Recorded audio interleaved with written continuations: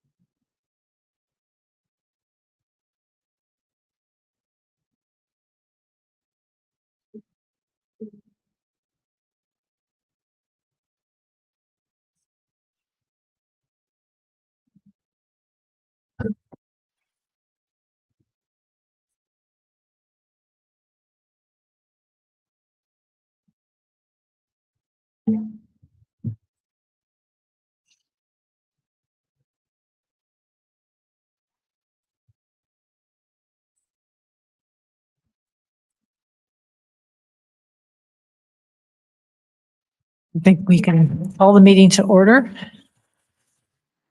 I'd like to welcome Shelley Brown, our new commissioner. Thanks for joining us, Shelley. We look forward to work. We'll start with the Pledge of Allegiance, please.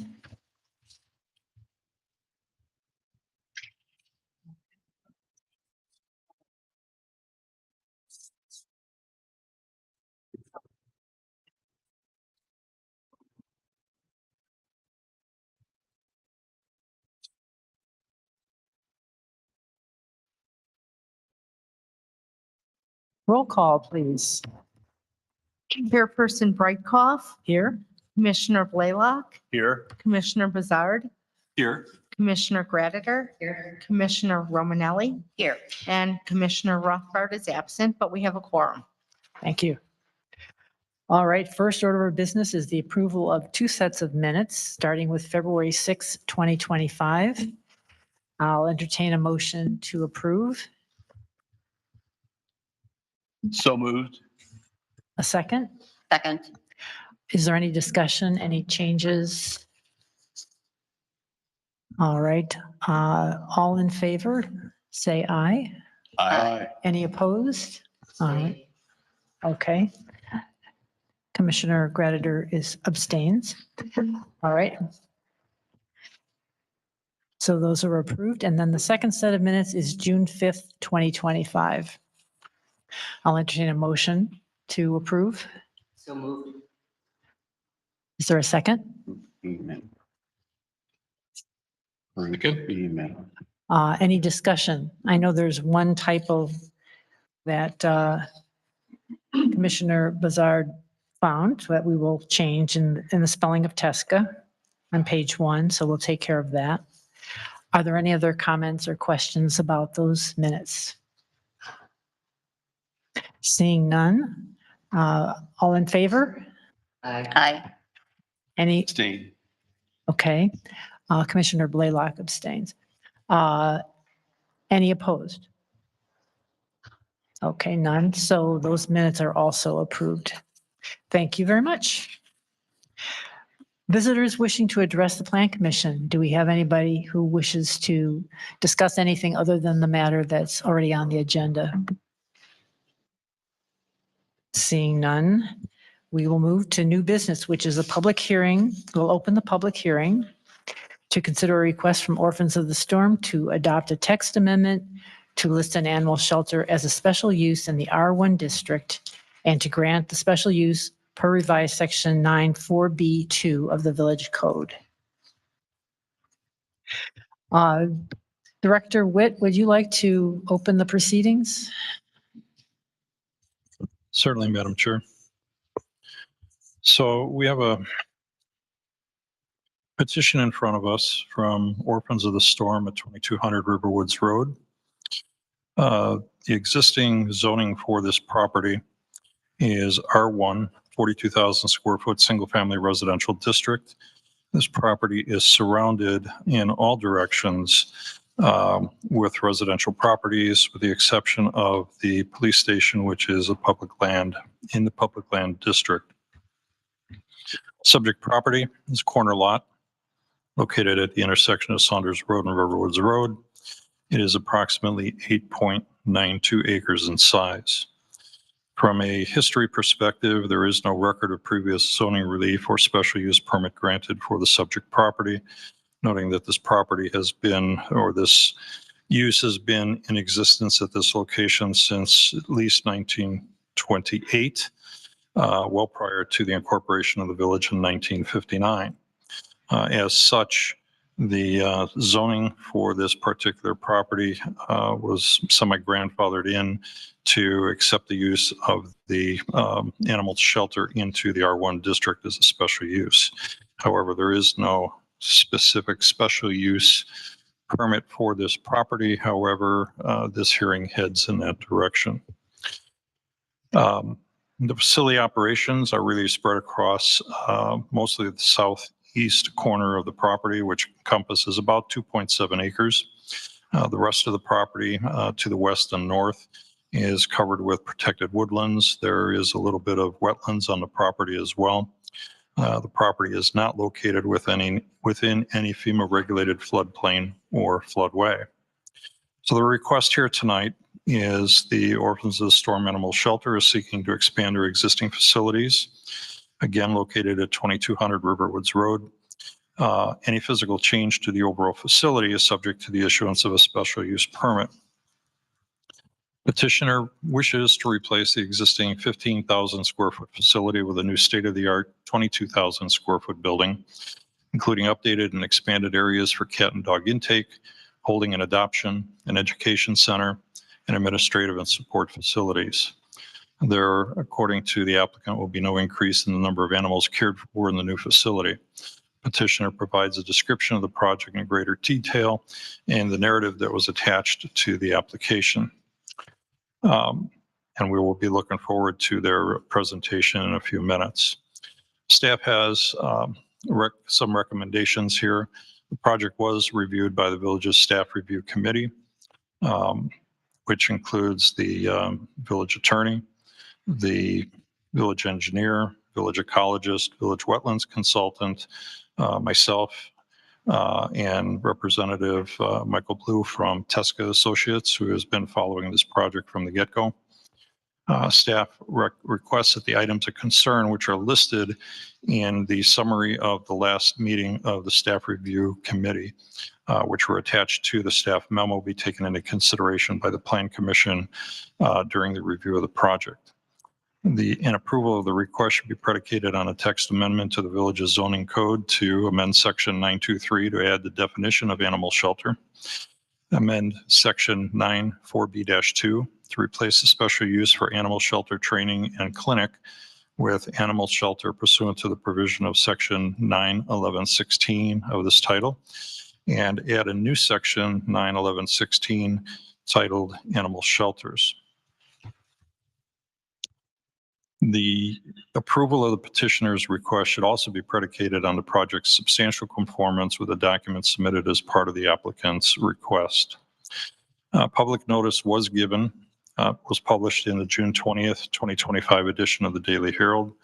Notice was mailed to property owners within 300 feet and even further than that to encompass not at least 2 adjoining properties in any direction of the subject property. I believe there were at least 84 or 85 letters that were sent out. So there was a substantial mailing on this particular property, somewhat due to the size of the property, but also due to the size of the recreational grounds north of the property, which ate into the 2 adjoining property issue. They were sent out not only by U.S. mail, but certified mail with a return receipt requested. And signs were placed on the property, one facing Saunders Road and Riverwoods Road, so it was properly noticed. So at this point, I would like to turn the floor over to Michael Mathis, who is the architect of the design team working on this project. He's been working with us for quite some time. They have a presentation to go over the scope of the project. And after that, we can then start to take a look at the response to the standards that the commission needs to assure are met in order for a special use permit to be granted. So, Michael, I'll turn it over to you. Thank you, Steve. or Michelle, Yeah, whichever. I'm going to start just really. I'm sorry. No, that's okay, because I'm going to introduce Michael after you.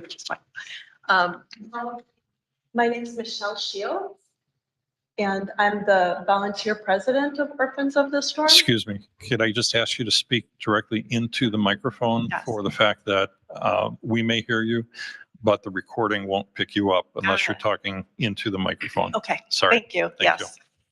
My name is Michelle Shields, Shields. So I'm the volunteer president of Orphans of the Storm. Been a volunteer there for many, many years, and I've been the president of the shelter for just the past year. And I'm joined by a couple of other board members and our executive director, Ricky Alexander. So we've got people here if you have questions that I'm unable to answer. Just really quick before I introduce Mike, as you mentioned, we've been around for almost 100 years before Riverwoods was Riverwoods. And we brought our very expensive and wonderful team here, and I'm hopeful that we can get this hopefully wrapped up in one meeting. As you all know, we're privately funded. We're funded by people like me and people like probably some of you in this room. We're funded by lemonade stands, by kids. So just keep in mind, we're not for profit, but we're a non-for-profit. And we serve the village of Riverwoods proudly and work with your police department and your stray animals in the community and have for many years. So just wanted to say that. Our building is almost 100 years old. It's crumbling into the ground.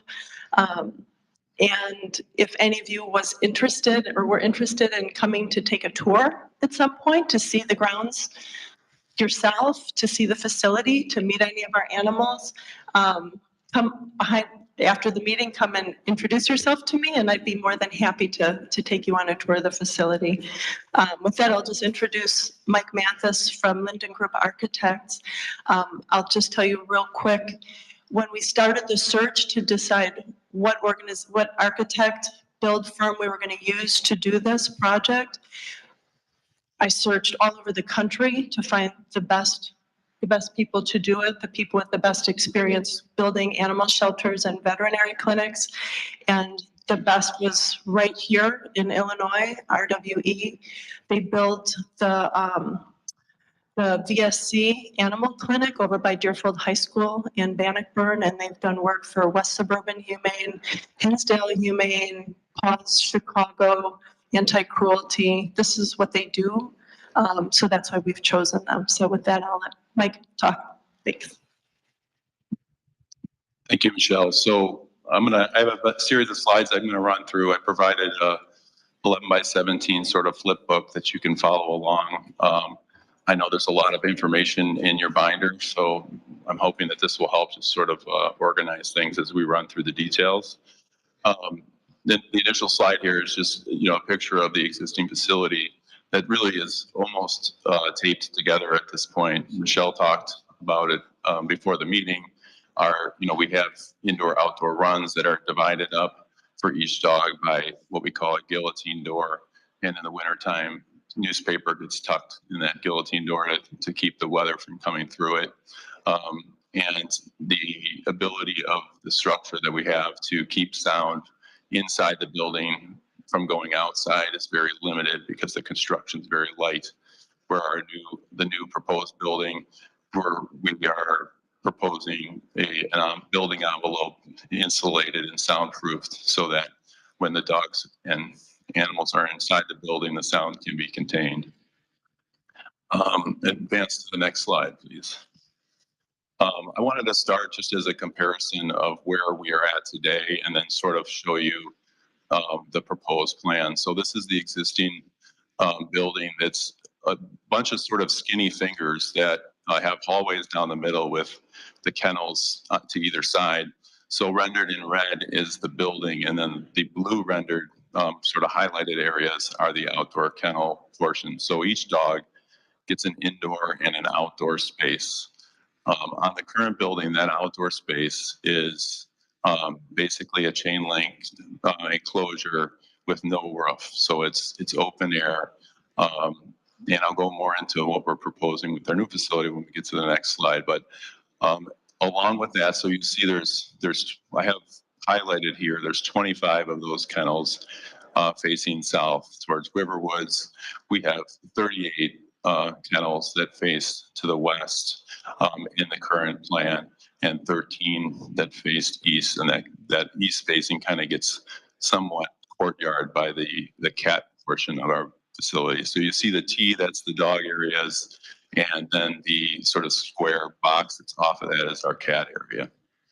The other thing that's notable that we're looking at related to sound and stress, Michelle was very adamant that we do everything we can to reduce the stress of the dogs. And in doing that, of course, we get a quieter facility, right?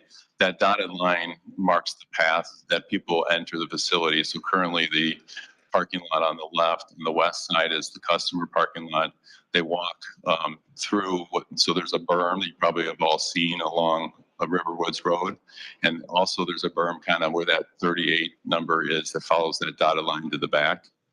So as people come towards the building, they walk right by the indoor-outdoor kennels, which does, agitate the dogs as people walk by. So it's just one of the efforts in the new plan was to not have that entry, going by the outdoor kennels in that way.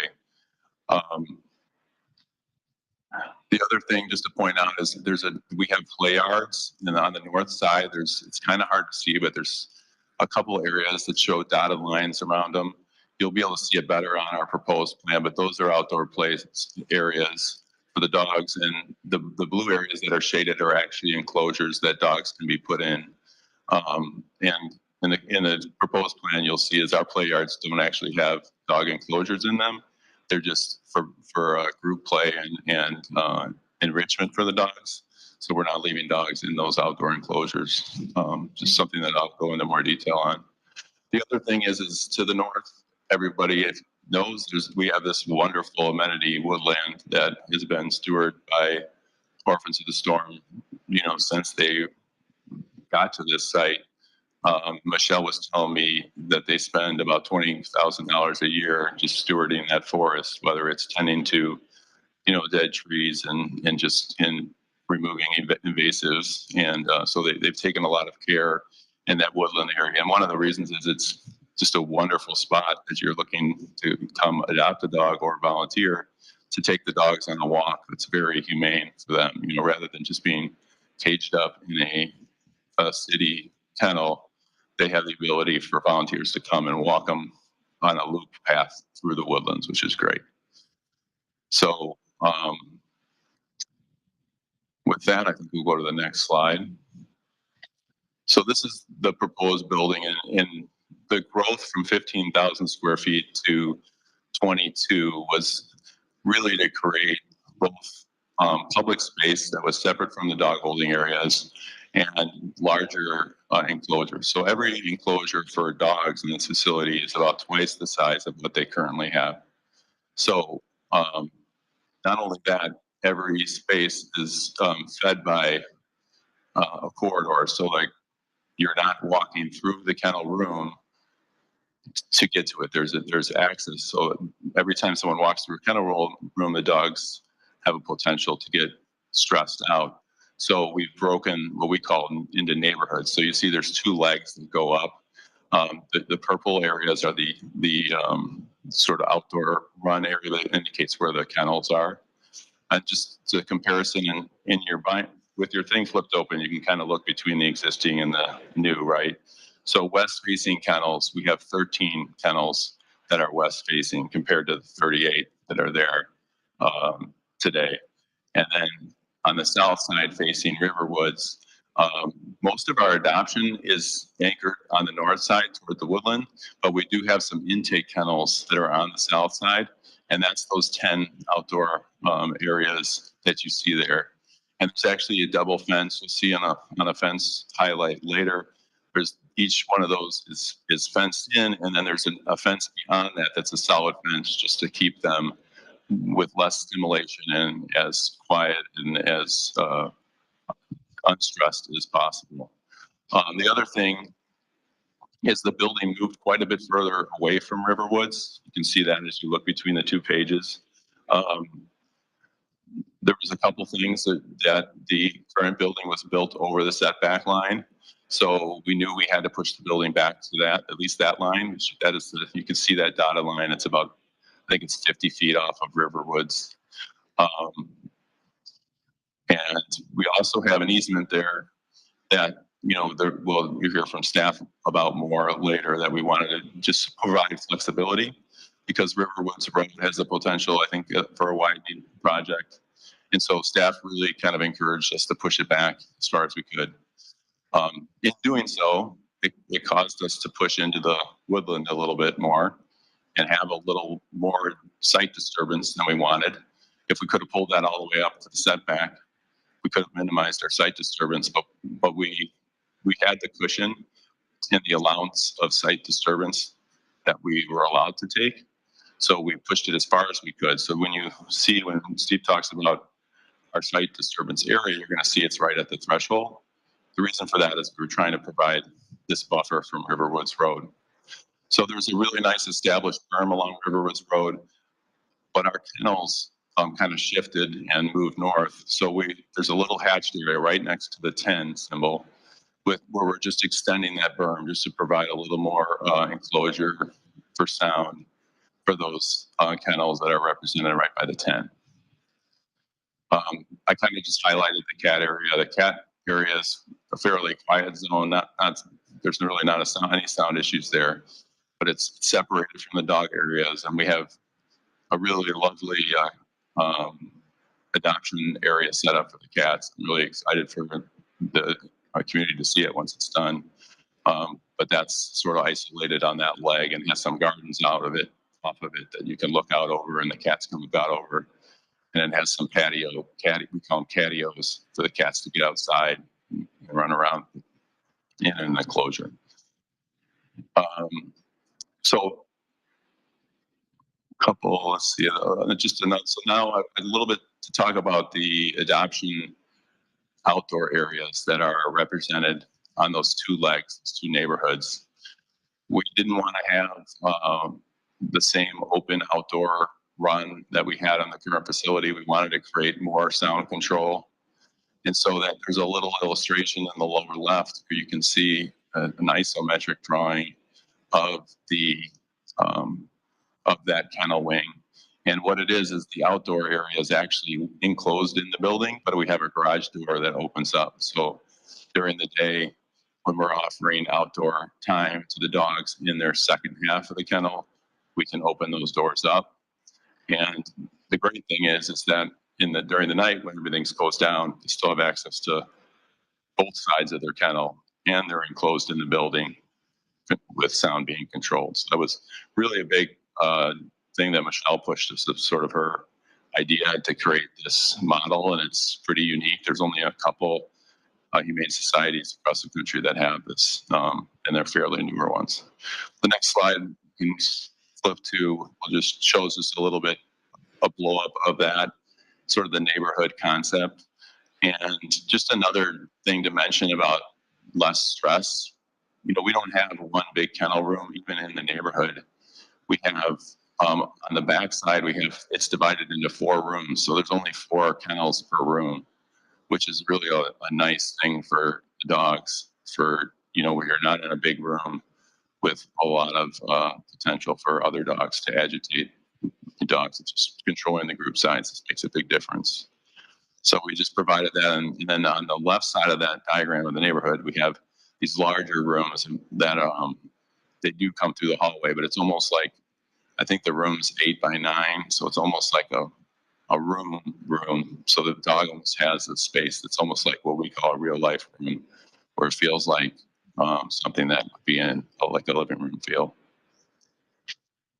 So I'm just pointing out after hours, those overhead doors come down. So next slide, please. Just one of the things that happened with the newer, bigger building is the building did grow to the west. And I just wanted to identify what the distance was to the home to the west. So we're about 250 feet from our our outdoor yards that are there. And one of the plan developments that's actually just happened in the last couple weeks, as we were preparing for this meeting, is those yards that are on the far west side. We're actually going to remove those yards. So those outdoor yards are going to go away.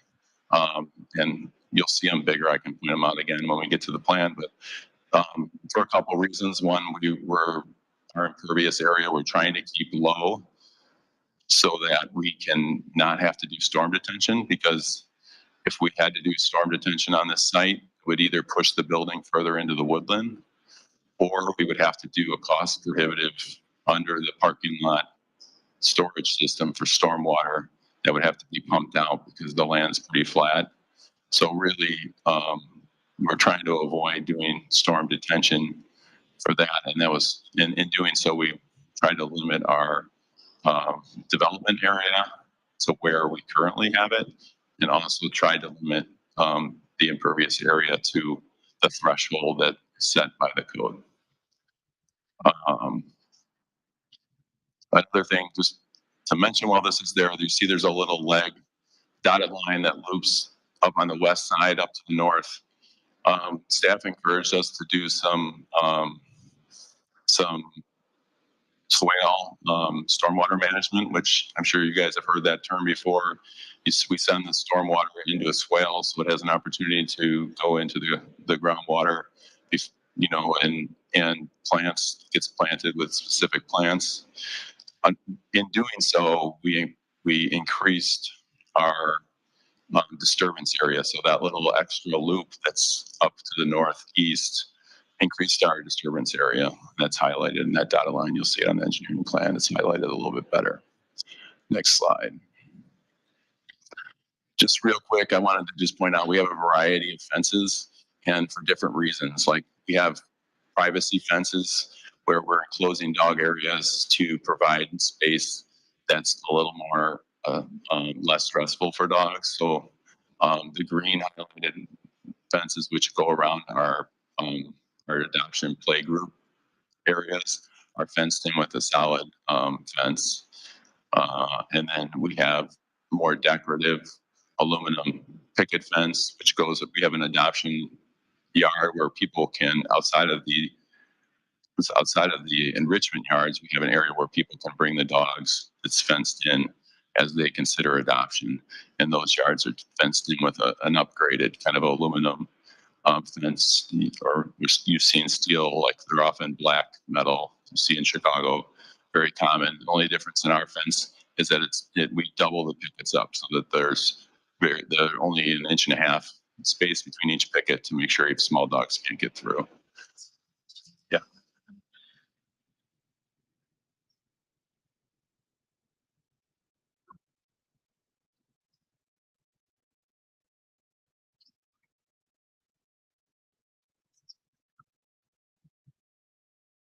So we're asking where the chain link.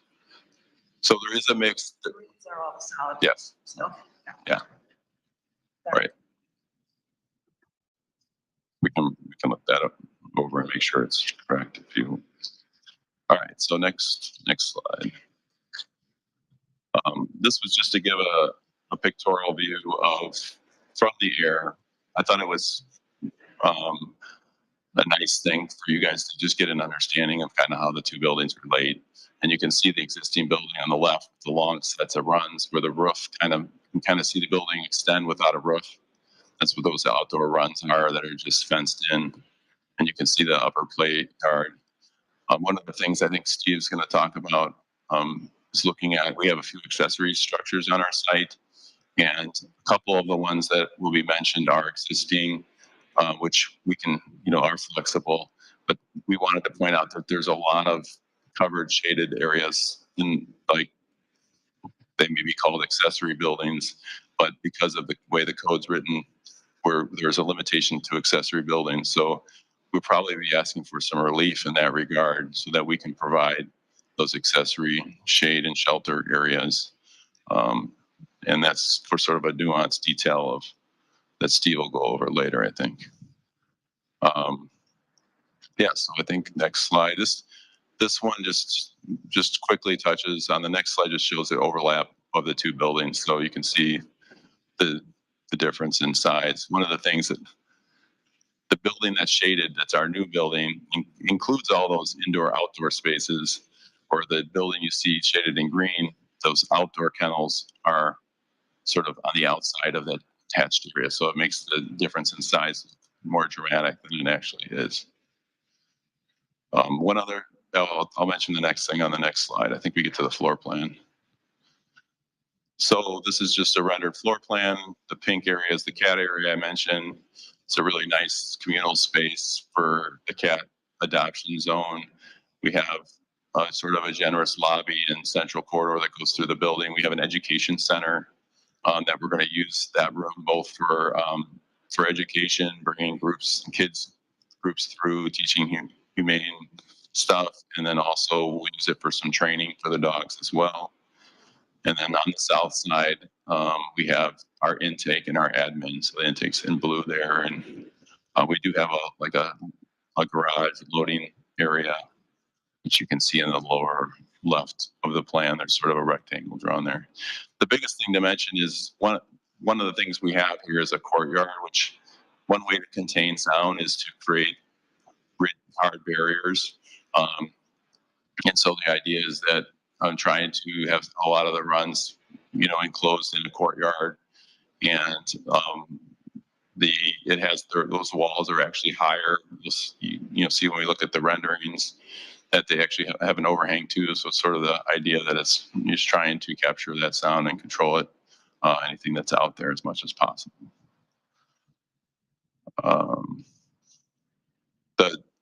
There's just a couple accessory structures to touch on. There's one in the middle that you see standalone blue box. That's like our leash area, whereas volunteers come to take dogs out for walks into the woodland. It's just sort of a structure that holds treats and leashes, and so that volunteers can go in there, grab what they need, grab a dog, and then head out to the woodland. And then on the right upper side, they're kind of getting cut off are what we have is cottages. So it's a little, like a mini house. Basically, it's an 8x8 building that is going to be like a real life room. I think that might be 10 by 10 actually, so that one dog can stay in there and be completely isolated from the stress of the main building.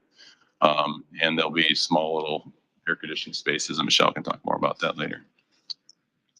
Next slide, just the elevations. I do have a material board here. We have a mix of masonry walls. What we're proposing is a burnished concrete block, which I'll actually, Michelle, maybe you can bring that and pass it around to them. And then we have a combination of metal panels that 3 colors. There's a sort of a rust orange color, a light gray, and a dark gray. And then we have wood accents as well.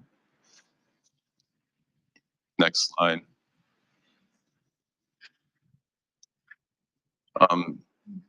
I think we'll get more into the detail on this slide as we get into staff discussion, but just this is the engineering plan that shows the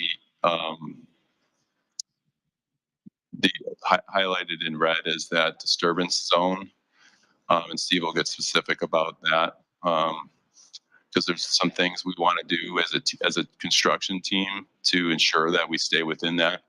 And I think we've already been talking to staff about creating a construction fence perimeter that gets surveyed. So we make sure that because we're close to the limit, that we do not exceed the limit, so that we're committed to that. And on the impervious side, there's the highlighted in blue are our areas where we're proposing artificial turf. And so just a little bit of detail about that. There's a couple products we were looking at. The original product we talked to staff about, we were told that it had a rubber back and it would not be acceptable to be considered as a pervious area. And then staff did bring up that there are some turf products that can be considered for 50% of the impervious area. So we talked about 2 products. We kind of ended up on this Natura product, which is on the left, which is a grow through turf that sits on soil. So that's what I think staff sort of accepted as the 50%. The only thing is we don't have a lot of experience with it. So there's another turf out there that is mesh backed. It's not rubber backed, so water goes right through it, but it has a gravel base. So that's that K9 grass product you see in the middle. And staff was not and Steve will go into this, that right now that is not approved for the 50% calculation. So we would go back to the Natura, but I know Steve's doing some due diligence to see if he can, if they'll accept it. I think it's in the report that they're doing some homework on that turf product to see if we can use the 50%. If we can, and the Natura doesn't work out, we're committed to just putting grass, because we know we'll just switch those turf areas out for impervious grass or ground cover, I think. Bart. Next slide. By the way, we do have our team here, our civil engineers here, so we can get into any details on that. Steve breaks down the numbers, and then we also have our landscape architect as well to get into details on the landscape proposal and the tree preservation plan.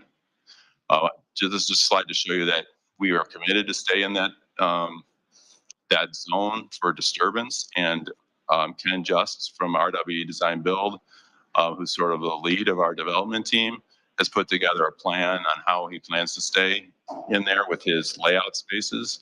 And he's also, ready to commit to putting that fence up, surveying it, and make a promise that we stay within that area. Next slide. So this is the tree preservation plan. It's a lot of stuff to look at. The basis, the biggest thing is, and I know you guys look at these because it comes up with every project in Riverwoods. There's a pink shaded area, which is our woodland disturbance. So you can see, and the heavier pink are the tree disturbance areas. I think it's the drip zones. If you have any more questions about this, our landscape architect can to go into it. But Steve did mention in his staff report that we are 50% impacted on the woodland with 20% allowed. So we're within the threshold. And if you remember, I mentioned that the building, we pushed the building back into the woodland a little bit more to allow for more space on Riverwoods Drive. So that area could have been reduced. It was sort of a balance about, from one side to the other. I think the remaining slides are probably just flip throughs, and so landscape plan. Again, any questions on that, Steve's here to answer it. And just some views. So this an aerial view from the entryway. You can see the catios have a lower roof, and there's like a wire mesh that secures them. It's like a 1-inch wire mesh we've done. It's pretty successful, and the cats love getting outside. So we have sort of a taller mass. That's the entryway. These sort of canted roofs. You can go to the next slide. This is showing the catio, we're calling it kitty corner with some gardens. This is I mentioned the adoption yard. So that's just a green space, sort of a public green space that's all fenced in for people to come out. I mean, they can walk out into the woodland, but this area is an area where they can, just get to know their pet a little bit more. And you see the cottages. And this is just a blow up of those outdoor runs. You see the overhead doors, and those would open up during the day to provide outdoor fresh air to the dogs, and at night would be closed for control sound. One other thing to mention on sound is that we do have 24-hour supervision of the site, and that's been consistently programmed with orphans for quite some time. They currently, I think, live in the house that's on site, right? Yeah. So we are planning an apartment in this building so that we can continue to offer 24-hour supervision. So that's in the plan. If you kind of get into the detail and see a bed in there, that there is a apartment that's on the south side of the build out. But that's a big thing, I think. If anything happens, if there's any issues with neighbors, we have someone there to deal with it. I think there's just a couple more views left, and that's just the the northwest facing view with, see the solid fencing and the trash enclosures on the right. So thank you. Look forward to hearing your comments. Michelle, anything to add? No. Any questions, though? I'm happy to answer.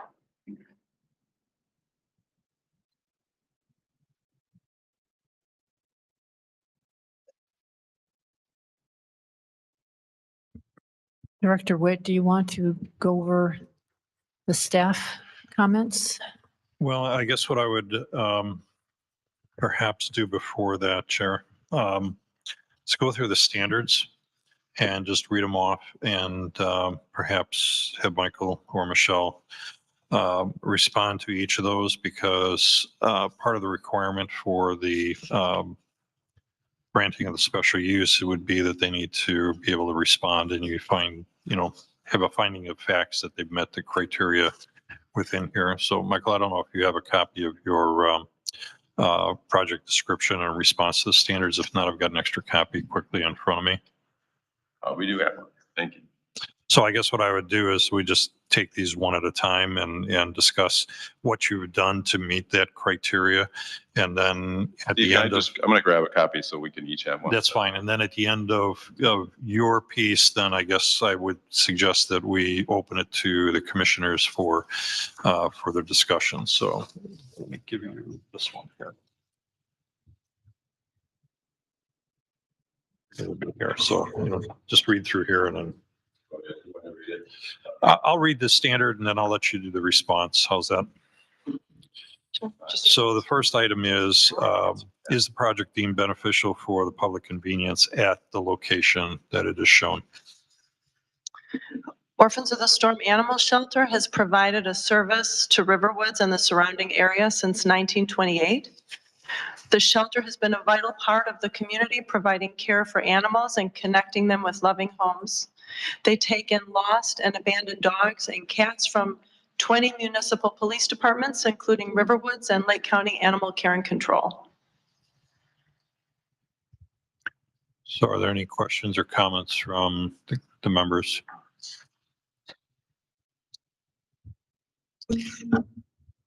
Do commissioners have any comments on this first standard?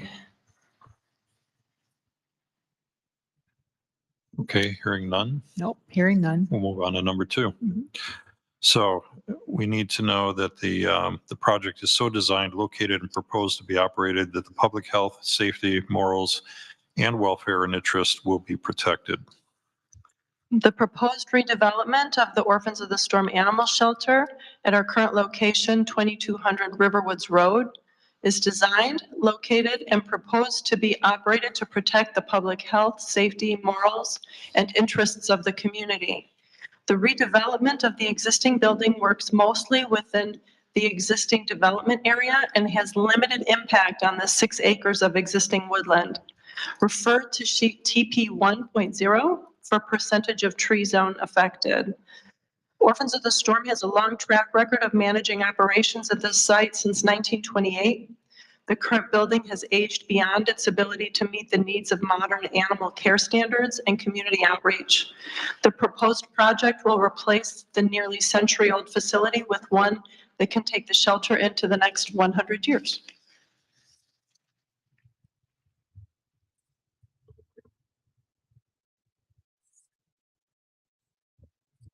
The question I have about that is as far as the tree situation, what trees are going to be impacted, how they are going to be replaced if necessary. I noticed from looking at the list, there's some pretty sizable trees that look like they're going to be cut down.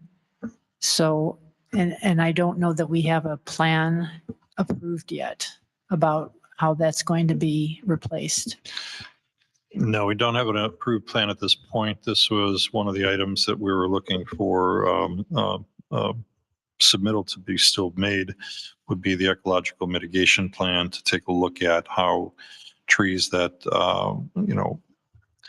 I still feel from what I'm looking at, even presented previously and tonight, that particularly along the west edge of the west parking lot, there is a concern that staff has that if you go to, and flip back and forth between.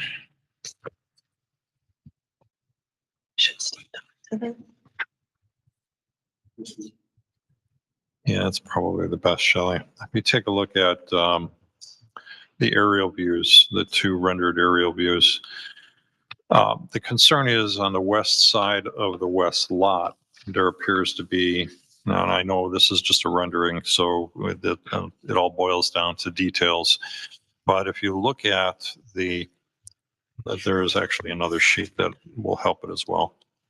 There's an open area shown on the rendering, but if you go into another 2 pages further on the site development plan, where it shows the existing trees within the area of the construction fence, which is the red dashed line and the west edge of the parking lot. There are a lot of trees there that I have not seen really represented in the tree preservation plan. The concern is that from all that we see with the topographical elevations of existing grade to finished grade of the parking lot, that there may be anywhere from a 1 to 3 foot approximate difference in elevation between what's existing and what's proposed. And what we have not seen yet is perhaps a cross section to understand how that differential is going to occur. If we're looking at perhaps a retaining wall to bolster up the west edge of the pavement, that's one thing, and it'll impact certainly some of the trees that are there from what I see on this plan. If we're looking at feathering out the grade from the parking lot level into the woodlands, then we have an additional amount of trees which actually get impacted. And that's something that we haven't seen incorporated into the plan and are concerned what that does to the 15%. I'm not certain it's going to throw us into the 20% and above range, but nonetheless, it's something that needs to be documented for our review by the village ecologist. And then the other areas that we're looking at, and we'll get a little further into this, I appreciate the fact that there is a positive response to our concern about the stormwater detention and trying to maintain the construction fence in further, but I'll leave that discussion go for a little bit. We'll get that into staff concerns later. Okay, so this is where we still require some information, and it may be one of the conditions that we will put on any recommendation. Okay. Are there any other comments on standard number 2? I had just a couple of observations of if I'm reading this right, we're at about 62% woodlands, and after you're done, it's going to be around 53%, which if you take off the 15%, which is still a significant amount of trees, obviously. I was curious at the renderings, the aerial renderings suggest an awful lot of trees in the front of the building. And I'm just curious, that must be new plantings that are being shown there? So When I'm talking about the front of the building being along Riverwoods Road. So the renderings are somewhat illustrative when it comes to landscaping. The landscape plan's really the best thing to reference when it comes to what we're planting there. So we, try to represent it, but it's an artistic rendition, right? So and I don't know if that necessarily answers your question, but if we look at the landscape plan, Steve could probably come up and speak to, and you're specifically talking about what we're doing along Riverwoods Road. Well, yeah, I'm just looking at this aerial photo or rendering, and it looks terrific, obviously, which I would expect that you would present. But is this a fair illustration of what you're hoping to accomplish, or?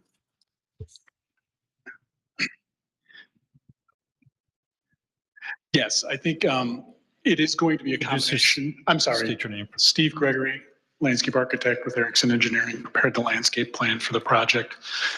We have shown the existing trees that are going to remain. So a lot of the trees that are on that existing berm, we're actually going to be able to keep because that's so close to Riverwoods Road as it is. And then we're augmenting that with new plantings to compensate for those that have been taken out. In addition, that area immediately south of the building there where the catio is, one, I love the name, but there's going to be like a rain garden with some pollinator plants and stuff in there, just because that's one of the things the cats like to be able to look out at is things that move, and it's stimulating for them. So that's part of our effort to further enhance this property with an improvement, a native natural improvement that's not necessarily just more woods. So that's kind of been our approach. I hope that answers your question. So if you're taking away 15%, are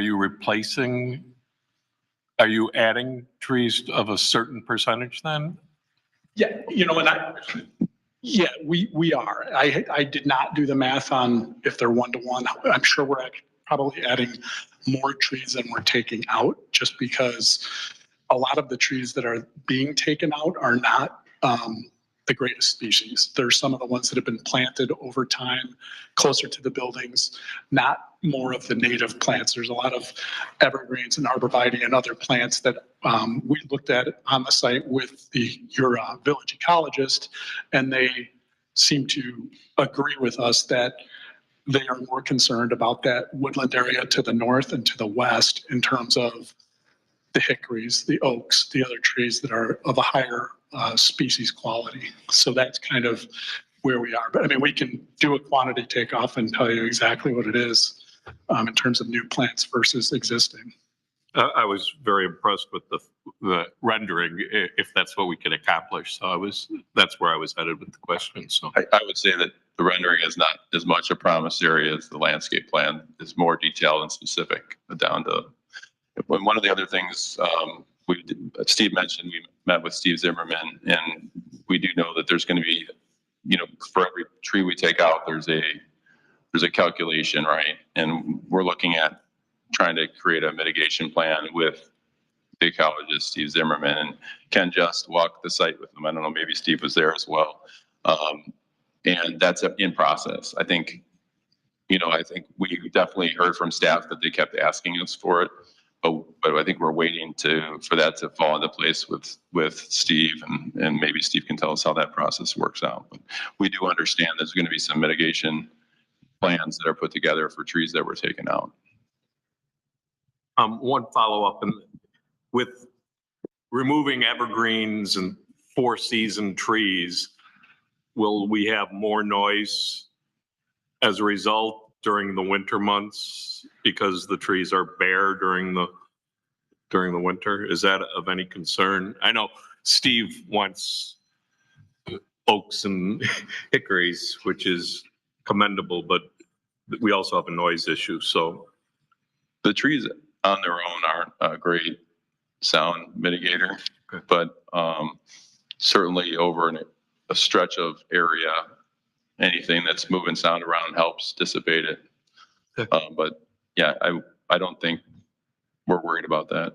okay, thank you.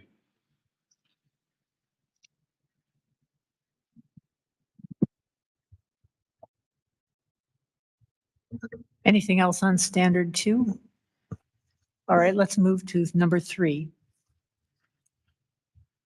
All right, so we need to display that the project will not cause substantial injury to the value of other property in the neighborhood in which this property is located.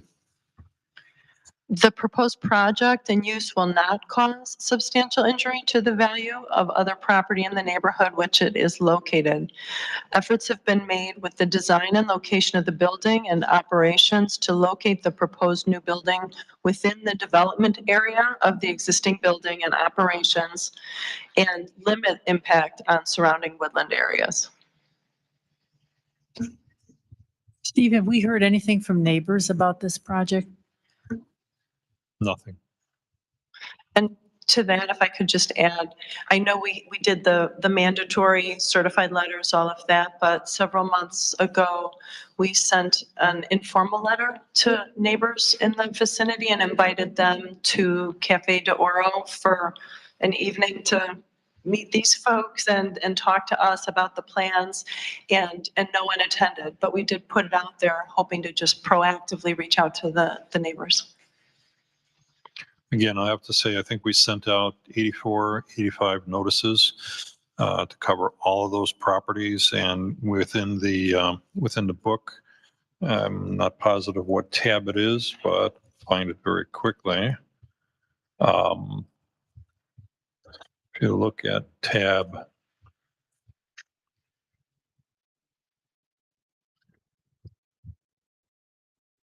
tab O,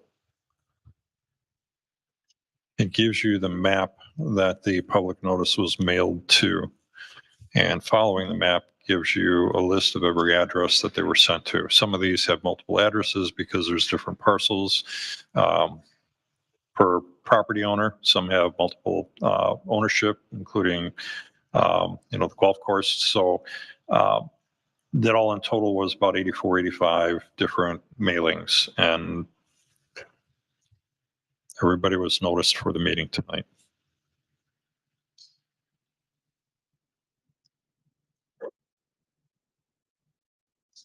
Any questions about this standard?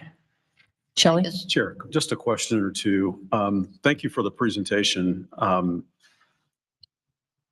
curious a little bit about where the trash is currently located on the property. And then in the drawings, there's a new location on the, I guess that would be the north side of the west lot, right? And I think I saw there was some tree work being done earlier this week or maybe over the weekend. I'm thinking of the home located next door. There's no trash over there now. And then, what their experience could be. I saw 240 some odd feet roughly from the proposed site to the home. Just mindful of the dynamics of a trash receptacle, Yeah. right? And that's a good question. That's a very fair question. I can tell you, because we are open 7 days a week, we have staff on site keeping our garbage areas immaculate. Like, you could go there any day of the week and you would see they really keep it clean. And they're there often. But yeah, right now it's on the east side.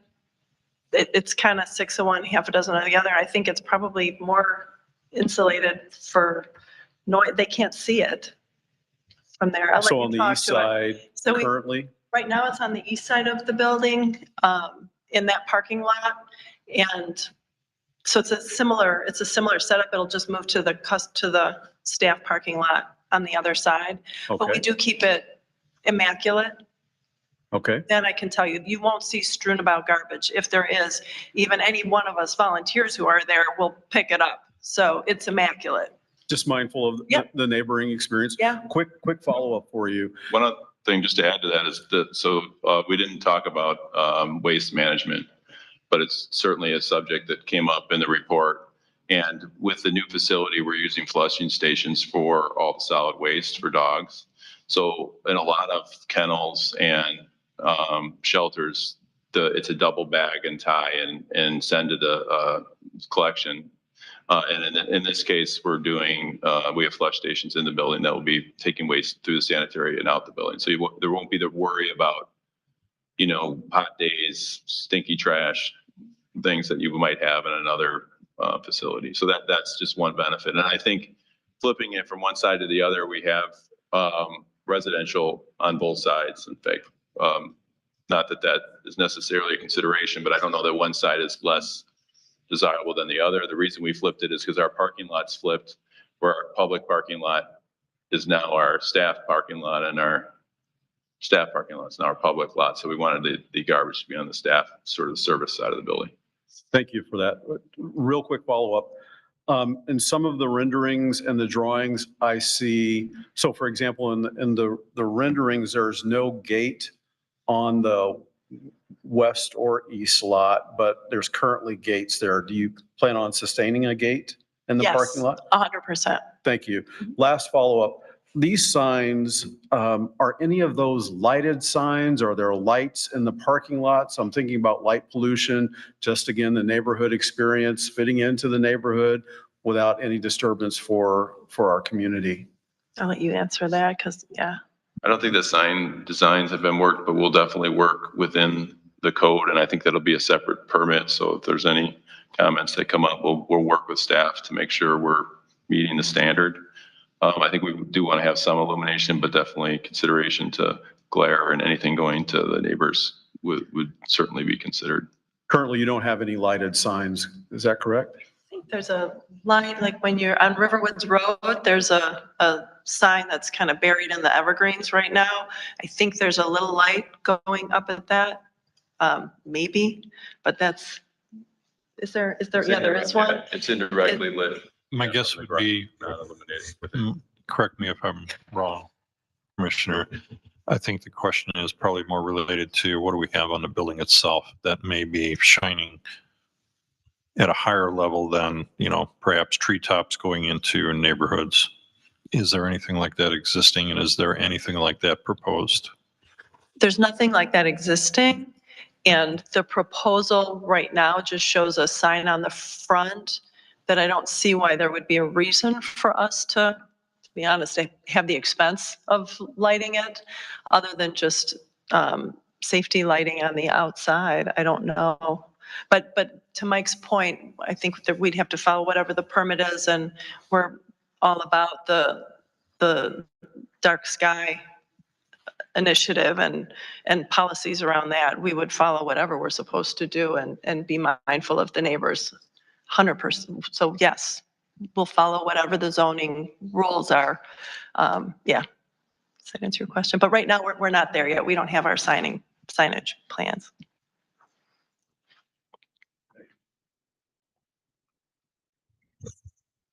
Commissioner Greditor. Okay, let's go back to trash. Mhm. One of my favorite things. The area in which you have your trash collection is at the back of the employee parking lot, which means you're probably going to have a garbage truck backing in and going neep, neep, neep as it does, which I can tell you is extremely annoying to the neighbors. Yeah. So the question that I have here is, how often are you planning trash pickup? What time of day are you controlling that so that they don't show up at dinner time or breakfast time? And is that area, the space between the two lines of employee parking lot big enough to back a garbage truck in? The first part of the question, I'll have Rick answer, our executive director. Do you want to come up and address when the garbage pickup is? And then I know we talked at length about making sure there was enough room for the truck. And so Mike can talk about part two, but I'll have Rick, our executive director, talk about part one. Hi, my name is Rick Alexander. I'm the executive director over at Orphans of the Storm. In regards to trash, yeah, so currently we have 2 large trash cans and a relatively large recycling trash can just by the gate on this side. We currently have pickup 6 days a week. A lot of that is due to kennel cleaning, which, as was mentioned, is going to be massively reduced.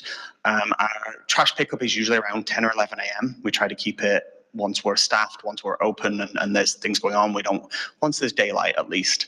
And that would be very similar. We work with Waste Management every year when we renegotiate, and we get to discuss things like timings and things like that. The goal is to reduce, because we're also spending a lot of money on waste control. The goal is to reduce the cost and also the frequency at which we're having collections made.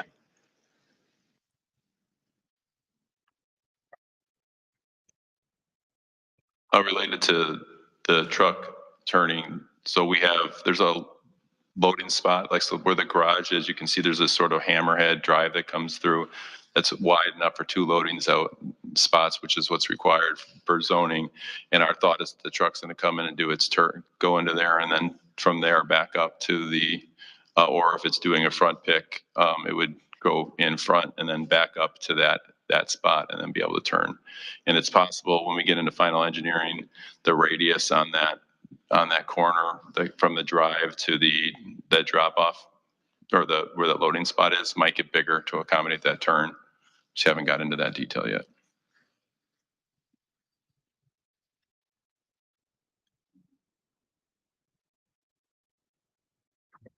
Are we Quick ready? follow-up, you're currently getting 6 days a week, or you're proposing 6 days a week? Currently? Currently. Okay. Anything else on this point? All right, we can move on now to standard 4. Okay, so number 4, the question is, what are the economic effects of the proposed special use? The proposed special use for animal shelter will not have economic effects. Orphans of the Storm Animal Shelter currently operates on the site and has done so since 1928. The new facility will allow Orphans of the Storm to continue to serve the community and surrounding area with upgraded animal holding areas, improved intake and medical support spaces, and community outreach and education spaces. I'm just curious, as a general question, how many visitors do you get? Is it mostly weekends? How does that work? It varies. It varies. I'll let Rick, you want to answer that? He can probably answer that with more specificity than I can. Yeah, I mean, we're very seasonal. As the weather gets colder, especially at the moment, we do not have any indoor meet and greet areas for our dogs. So when the snow comes, people leave. Weekends are definitely our busiest. If we have events, we work with the police department and with Cafe Dior for extra parking to kind of keep Riverwoods clear. On a good weekend, we can have several hundred people a day come through. We also have very quiet evenings where we'll have a handful, maybe 10 or 20 come through in an afternoon. It's definitely seasonal. The warmer the weather gets, the more people we get in. And that's kind of where it ebbs and flows.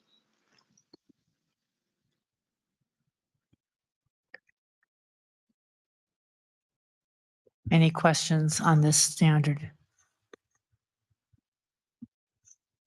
Okay, how about number 5, standard number 5? All right, so next question is what are the impacts on adjoining properties from elements such as noise, glare, odor, fumes, vibration, etc., that may be generated from the proposed subject use?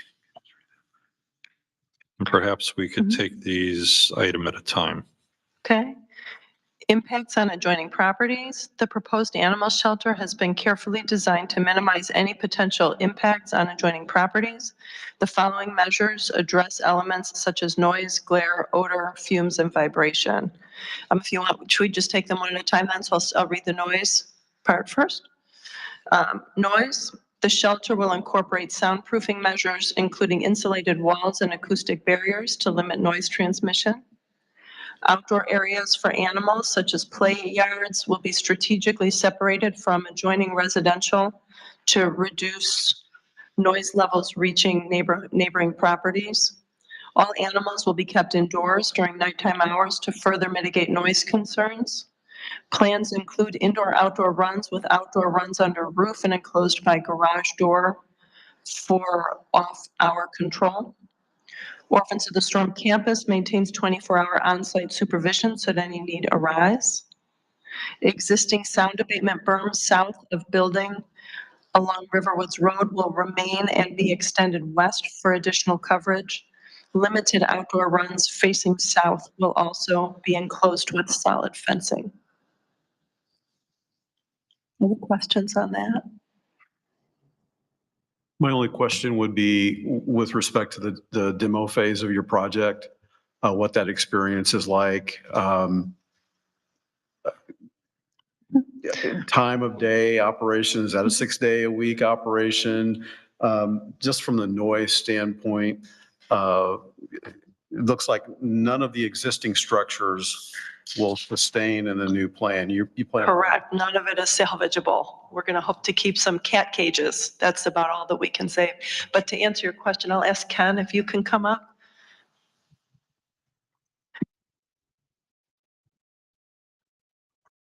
Ken Just, RWE Design Build.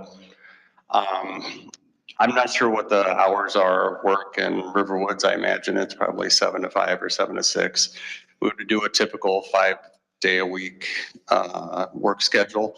I can't say that it wouldn't happen. Some work might not happen on a Saturday, but we're cognizant of neighbors and we're not jackhammering at 7 a.m. or anything like that. Obviously, pulling down the building, there's going to be some noise, but really there's not. We are not jackhammering. All we're doing is pulling down the building, pulling it out. You're going to hear machines at some point. Then we're going to get inside and you're not going to hear us at all. So. Okay, thank you.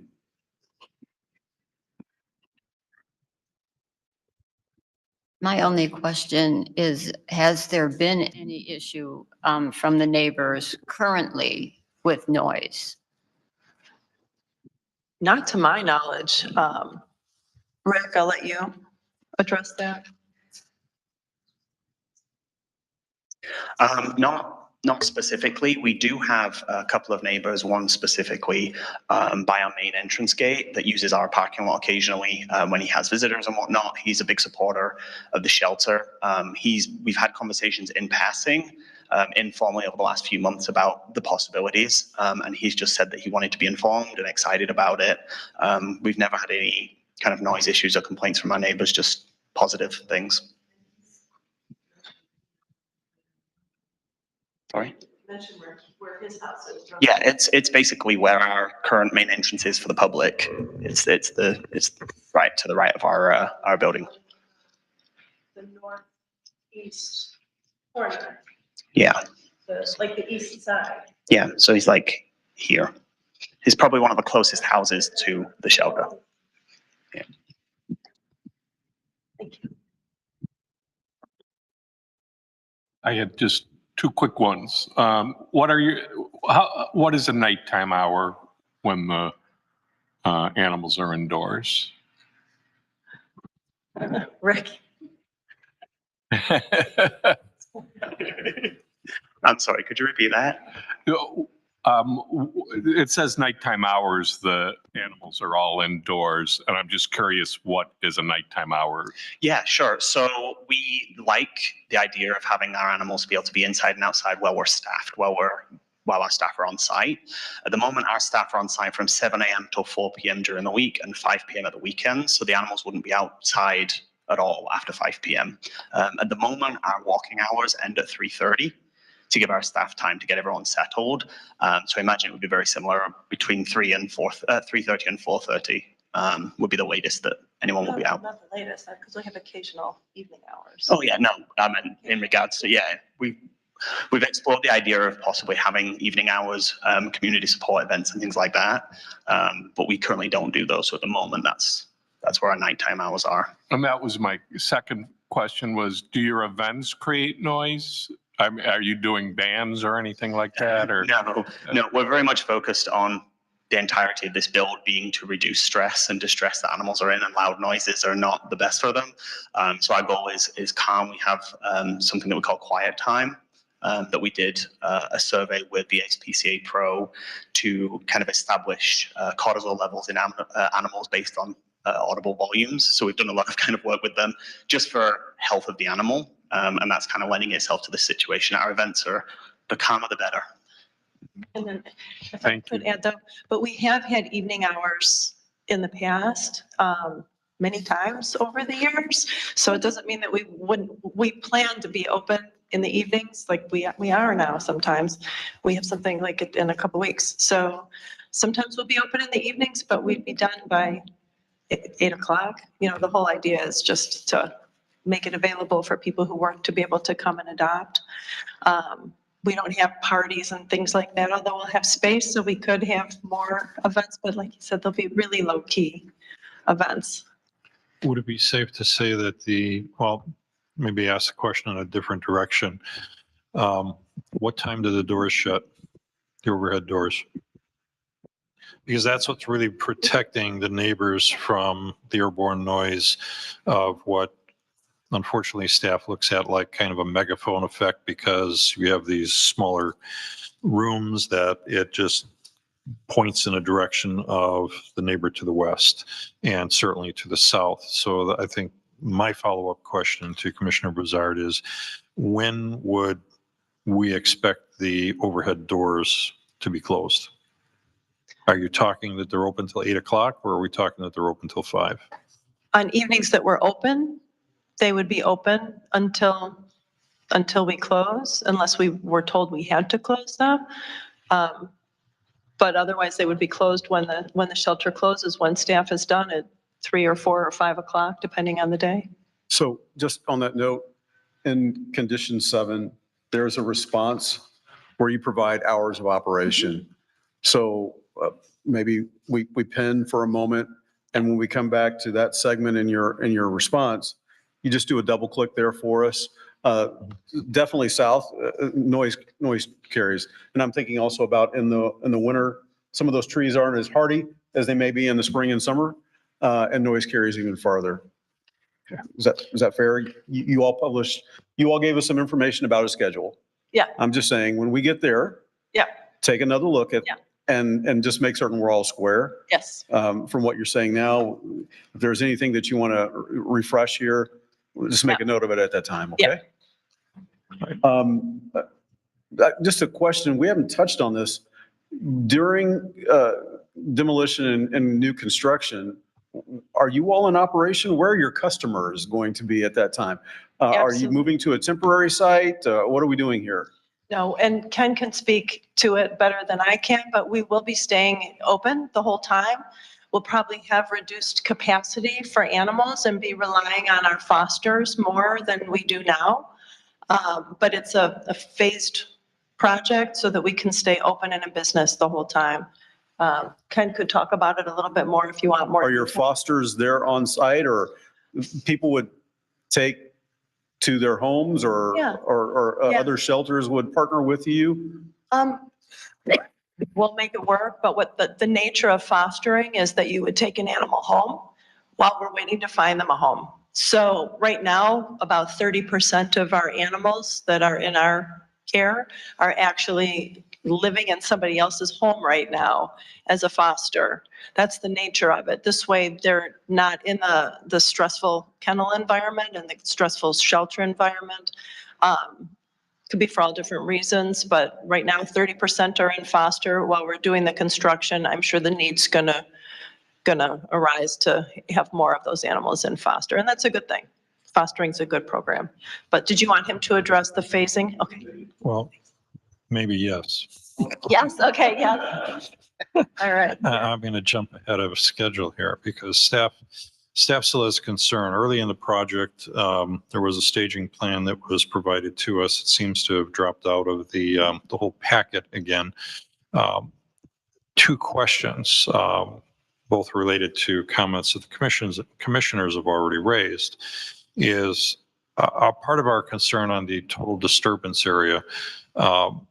Staff would like to see a staging plan,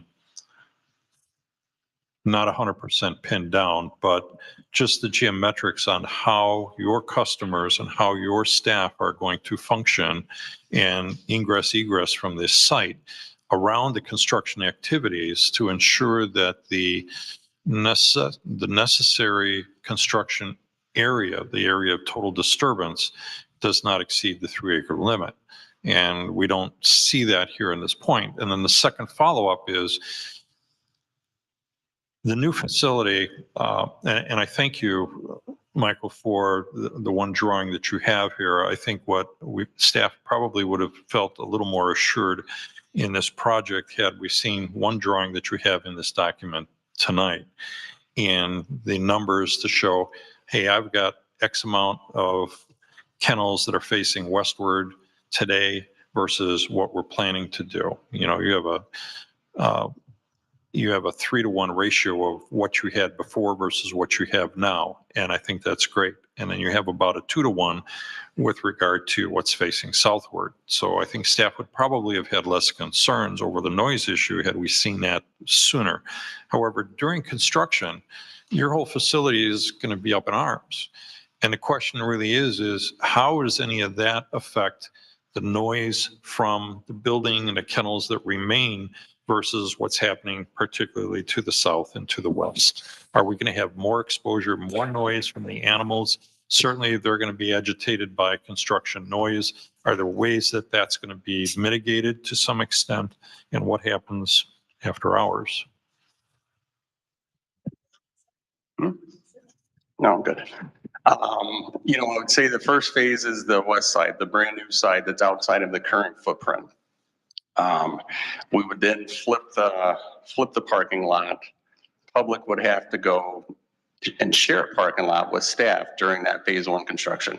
We cannot have staff or the public in any of our construction zone. The construction side would take over the current public side parking lot, and that would be our staging area and where we would go. I'd assume that the outdoor yards that are very nearest that phase would have to get cleared. Those might be the ones that have to end up in Foster like that. I wouldn't want dogs facing immediate construction like that. We could certainly put up fencing with, solid fencing with, the screening, that sort of stuff too. So we would do whatever we can to mitigate it. We've done these projects before, they're phase two, so we're used to doing this, keeping them functioning and keeping the well-being of the pets, most importantly. Okay, thank you.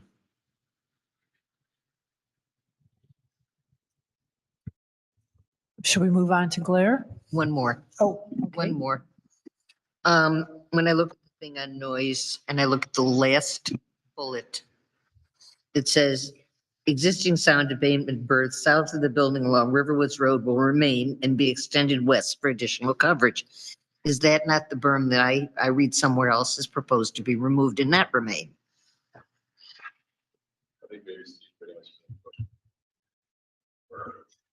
You want that? That might be easier to hold that question till later. Okay.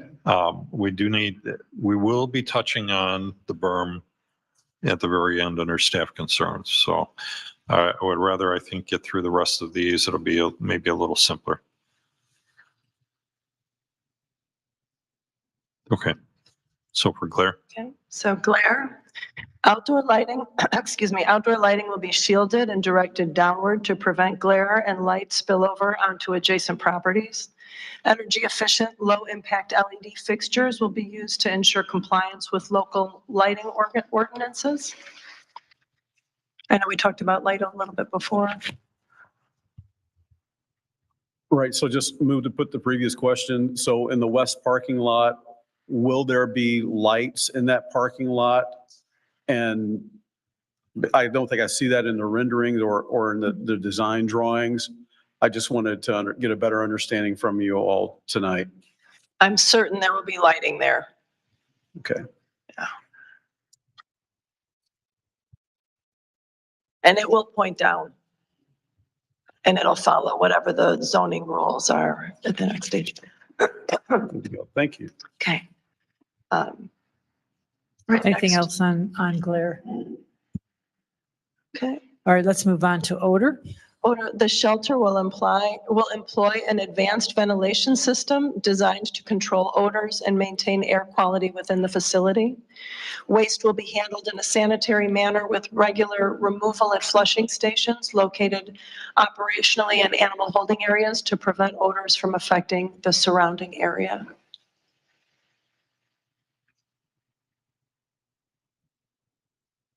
And then I think the follow-up question again, to go to Commissioner Brown's question or Commissioner Buzzard, I don't recall who raised the question on trash, but I think we've addressed that. Anything else on odor from anybody? How about fumes? There are no anticipated fumes associated with the shelter's operations, as no industrial activities will take place on site. Cleaning agents and supplies will be eco-friendly and stored securely to prevent emissions. This last one is the only thing that I would call a sustainability measure. Do you have other sustainability measures in your development plan? We have a rainwater garden that we were talking about here? I'll let Mike address that.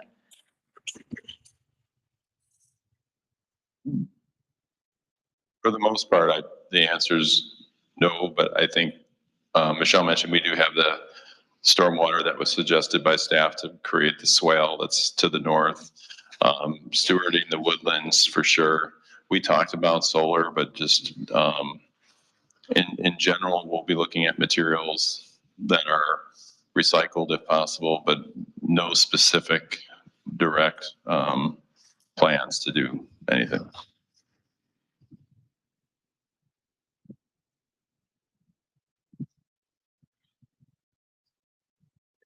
Anything else about fumes?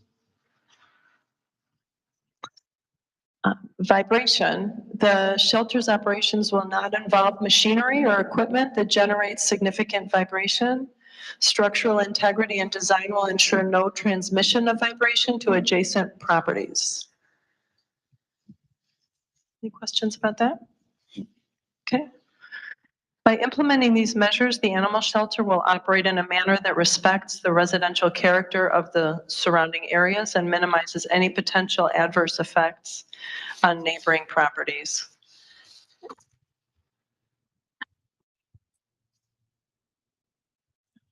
Okay, I think we can move to number 6. Okay, so the question is the use compatible with that of the adjacent properties? The existing and proposed animal shelter use is a community service use which can be considered compatible with residential uses. The historical and current use and operation of the site as an animal shelter proves it to be compatible.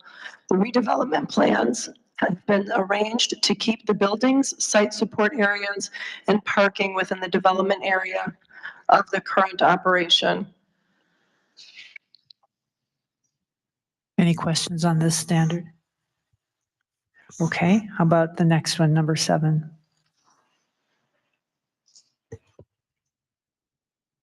Okay, so number 7, what is the current general business plan and operation of the property, and what changes will occur if the special use is granted?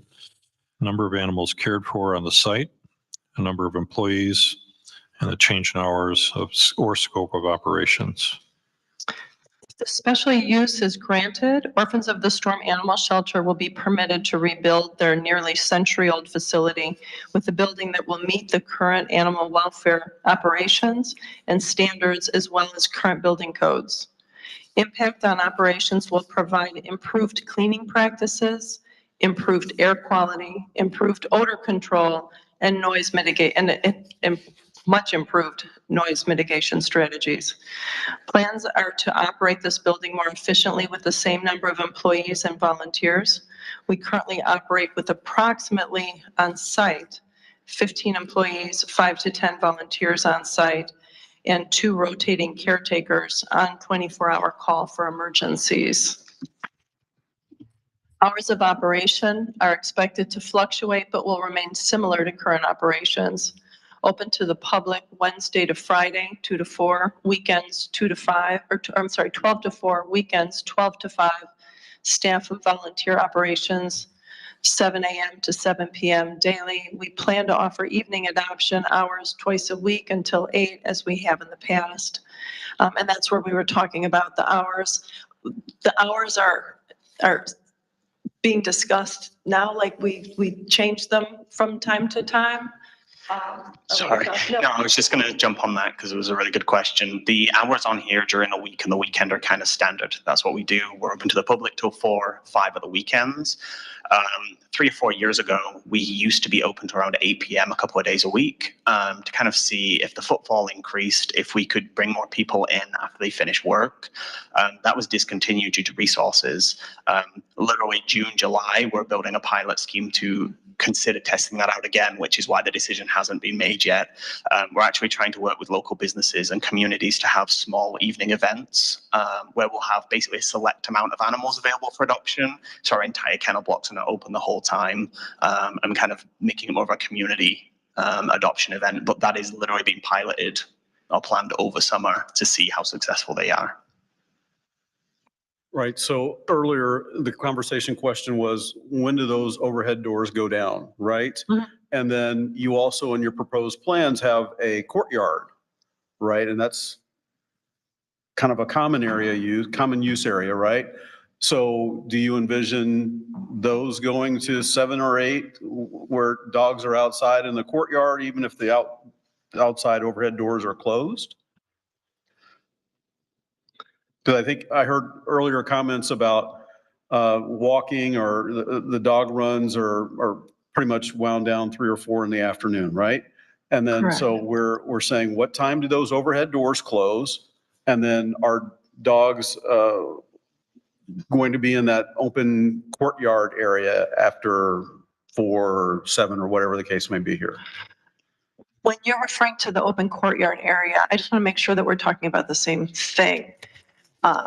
In general, once staff is done for the day, those garage doors are going to be closed. That's the whole idea of the plan, is that they will be closed so that even if there's snow, once staff gets there in the morning, they can open them up, and we're not going to get snow inside all of the kennels, and it'll be much, much quieter than it is now. But when you're talking about the courtyard, I want to see which part you're talking about, in between the dog neighborhoods or to the right? It's not referenced as a courtyard. It's It's one between the two. In between the two neighborhoods? Yeah, that's just, we're calling it a courtyard. It's so that the dogs don't have to be looking at one another to stress them out, to make them bark.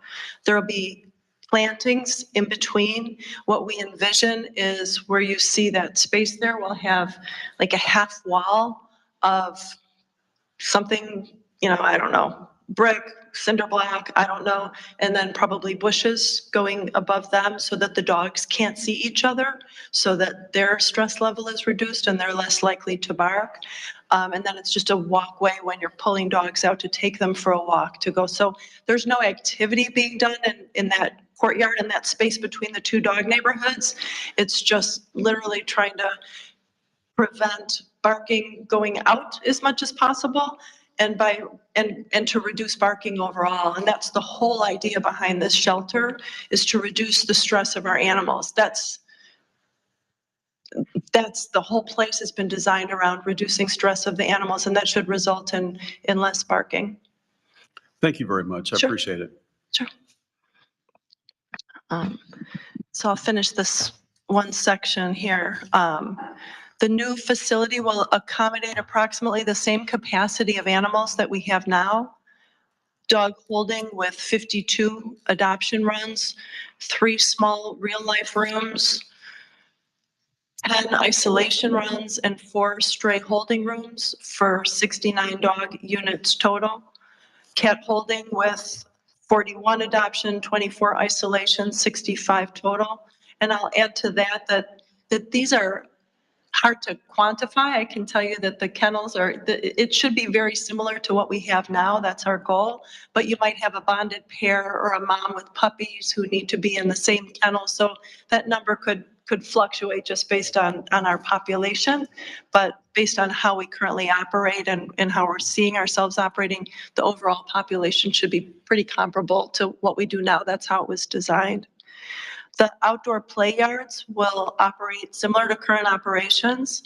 Current facility indoor-outdoor runs will be contained within the building envelope in the new building, with overhead garage doors offering outdoor fresh air during staff operational hours, but closed in the evening for sound control. And is everyone able to envision what that looks like? I know it's kind of weird because I've showed it to potential donors and other people who are in this world, and they have a hard time envisioning what we're talking about with this indoor-outdoor run with the garage door. Does anyone want me to explain it in a little more detail, or does everybody kind of get it?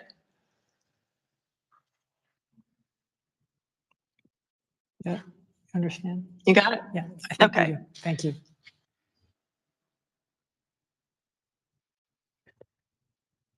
All right, so we moved on to number 8. Sure. So this one might be a little repetitive, but we kind of need to do this to go through the motions. So the question is, how will the issue of noise mitigation be addressed with the removal of portions of the existing noise abatement berm? What measures will be taken to control noise transmission in nearby properties, and how will the noise levels be measured? Noise mitigation. The removal of portions of the existing noise abatement berm will be accompanied by several measures to mitigate noise and minimize its impact on nearby residential property. A, facility design features. Enclosed outdoor runs. Animal runs are enclosed under a roof and feature overhead doors which will remain closed during the evening to control sound levels. This design contains noise within the facility and minimizes its transmission to surrounding areas. Soundproofing materials. Interior spaces will feature insulated walls, ceilings, and doors designed to reduce sound levels, especially in areas housing animals constructed with modern construction standards. This will be a huge improvement from the existing 100-year-old outdated building. Facility layout and kennel orientation. The facility design has organized the adoption kennels to reduce direct exposure to neighboring residential areas. With the use of the courtyard concept, some runs have been oriented toward a courtyard, reducing the amount of runs that directly face residential. South-facing kennels were reduced from 25 to 10. West Woodland-facing kennels were reduced from 38 to 16. Refer to the existing versus proposed comparison sheet. B, operational practices, 24-hour on-site supervision. Caretakers will be on call around the clock to monitor animal activity, address any issues promptly, and ensure that noise remains under control. Group size limits. The number of animals in the outdoor play areas at any given time will be limited to reduce overall noise levels. C, measuring noise levels. The facility will not conduct formal noise level measurements, but will rely on the aforementioned design and operational strategies to manage noise effectively. Any concerns from neighbors will be addressed proactively by on-site staff. D, compliance with regulations. All noise mitigation strategies will comply with local zoning and noise ordinances to ensure the facility operates within established noise limits for residential zones. The design and operational measures align with best practices for animal shelters and will be reviewed as necessary to maintain compliance with all applicable laws and standards. These measures will ensure that noise levels remain respectful of the surrounding residential environment while allowing for the functional operation of the animal shelter. Any questions? Any questions by commissioners? No? Shelley? Building control is your HVAC, mechanical. Is that, so for example, in the rendering, I don't see any rooftop HVAC units, or is there a mechanical room? Is this one of the outbuildings on the renderings here? Just curious a little bit about what that experience looks like. We do plan to have rooftop units to service the building, so we haven't gotten into that detail yet, but that they'll be located and then screened out per whatever standard is established by the code.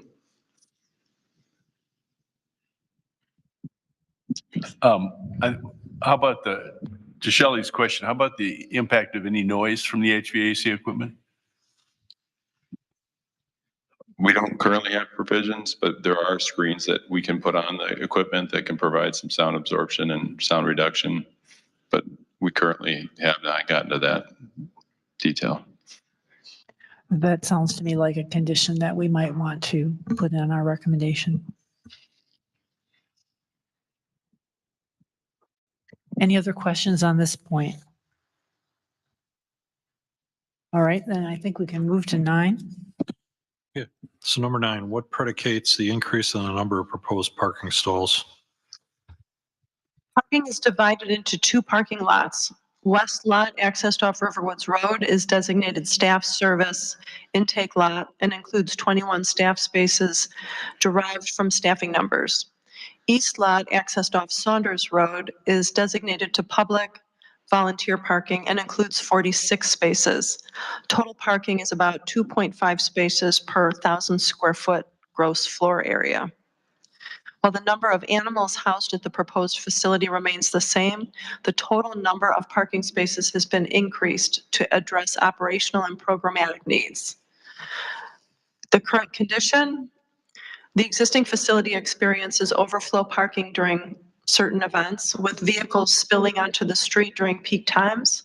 There's no clear separation between staff, public, and service parking, leading to congestion and inefficiency. The proposed facility, the new facility provides 57 total spaces divided between staff service, 17 spaces, and public volunteer, 40 spaces. This reflects actual staffing levels and anticipated public use, especially during adoption events and volunteer shifts. The new multi-purpose meeting room will support community programming, training, and education, creating additional parking demand during scheduled events. By increasing on-site parking, the project prevents future overflow onto surrounding streets, improving traffic safety and being more respectful of neighbors. Any questions about parking? Yeah, do you anticipate that there will be overflow parking needs for your events?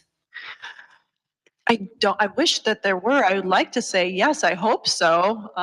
You know, a few years ago, we had a Clear the Shelters event, and there were lots and lots of people who came, and staff parked at one of the office complexes, you know, across the street by the coffee shop. And it was huge. Now, those kind of events don't draw the same quantity of people. So, you know, I wish that that was the case. I hope that that's the case, and hopefully more people want to come, but we're building it to be able to handle to handle what our need is, and we'll be able to plan accordingly when we're planning events and schedule for people to come so that we can manage everybody on our site. That's our plan. Do you have a plan for, you have an event and all of a sudden it's extremely popular and you have lots of cars coming in? Do you have some kind of an alternate plan? Again, that's the dream. We work with the police closely, but I'll let Rick talk to that. Yeah, I was just going to say we dealt with this recently just to make sure. We work with Riverwoods Police Department across the street, and also Cafe de Oro. We have a really good relationship with them. We give them plenty of notice, and they allow us certain amounts of space and parking spaces so we can monitor kind of how many people are coming in when we get full.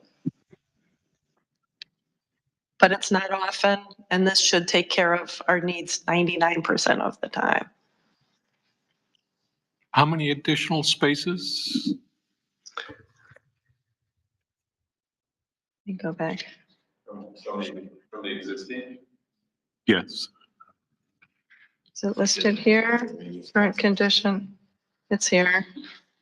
I wrote the question and then I I think know, I found it's the here. answer So, later. yeah, and 21, we but I currently can't- I have, can't remember now. we currently have 21 and 46, right? So that would be 67.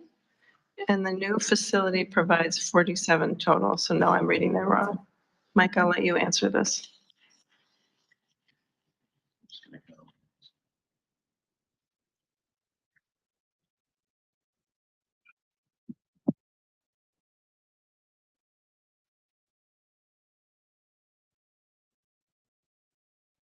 On the public side.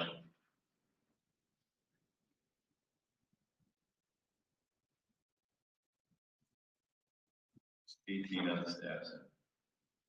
32, 18, 50. And we're at 60.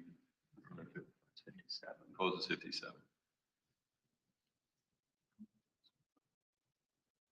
So 50 compared to 67 in the future? 57? 57. So it's not a big difference. 10, 12% increase. Thank you.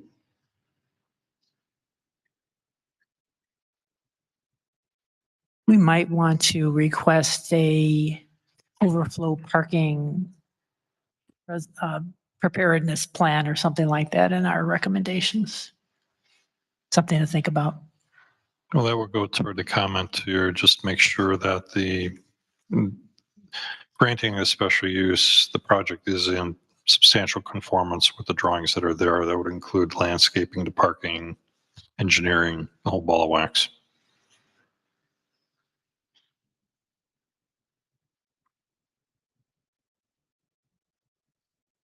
All right, so question 10. All right, so I think we've already answered this, but let's just do it anyhow. How will pet waste be handled on the site? Waste will be handled in a sanitary manner with regular removal at flushing stations located operationally in animal holding areas to prevent odors from affecting the surrounding area. Okay, and then number 11, the widening of Riverwoods Road, what would be the impact on Orphans of the Storm property? And then Mike, do you want to read this so you can address the answers to that? Okay.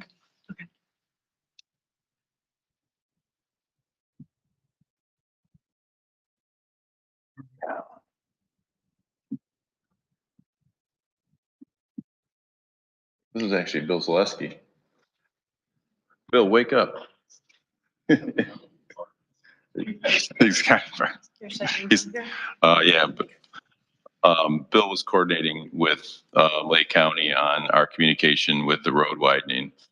Our response is we've received preliminary communication from Lake County Division and Transportation, LCDOT, regarding potential land needs associated with the Riverwoods Road Improvement Project. While no final determination has been made, the following high-level insights were shared to help us plan conservatively. Key takeaways from county communication. The county is currently in an alternative analysis phase with evaluation of ongoing through the end of the year. Julian Rosenzweig, LCDOT Manager of Complex Projects, noted that while final right-of-way ROW needs are not determined, it's helpful to plan conservatively at this stage. Joel Christel, County Consultant, provided the most detailed analysis based on current concepts and assumptions. Preliminary right-of-way needs per LCDOT consultant analysis. 5-foot sidewalk option requires 10 to 15 feet of permanent right-of-way. Requires 10 feet of temporary easements. 10-foot shared use path option requires 15 to 20 feet of permanent right-of-way. Requires 10 feet of temporary easements. The analysis assumes the existing retaining wall on the Orphans of Storm frontage will likely be impacted. However, creative engineering solutions may reduce or avoid this impact in the final design. Planning implications for Orphans of the Storm. We acknowledge that some right-of-way acquisition is likely, depending on the final cross-section selected by the county. At this time, no formal request for land dedication or easements has been made. We will continue to coordinate with LCDOT throughout their process and remain open to design adjustments as needed to accommodate the county's preferred solution.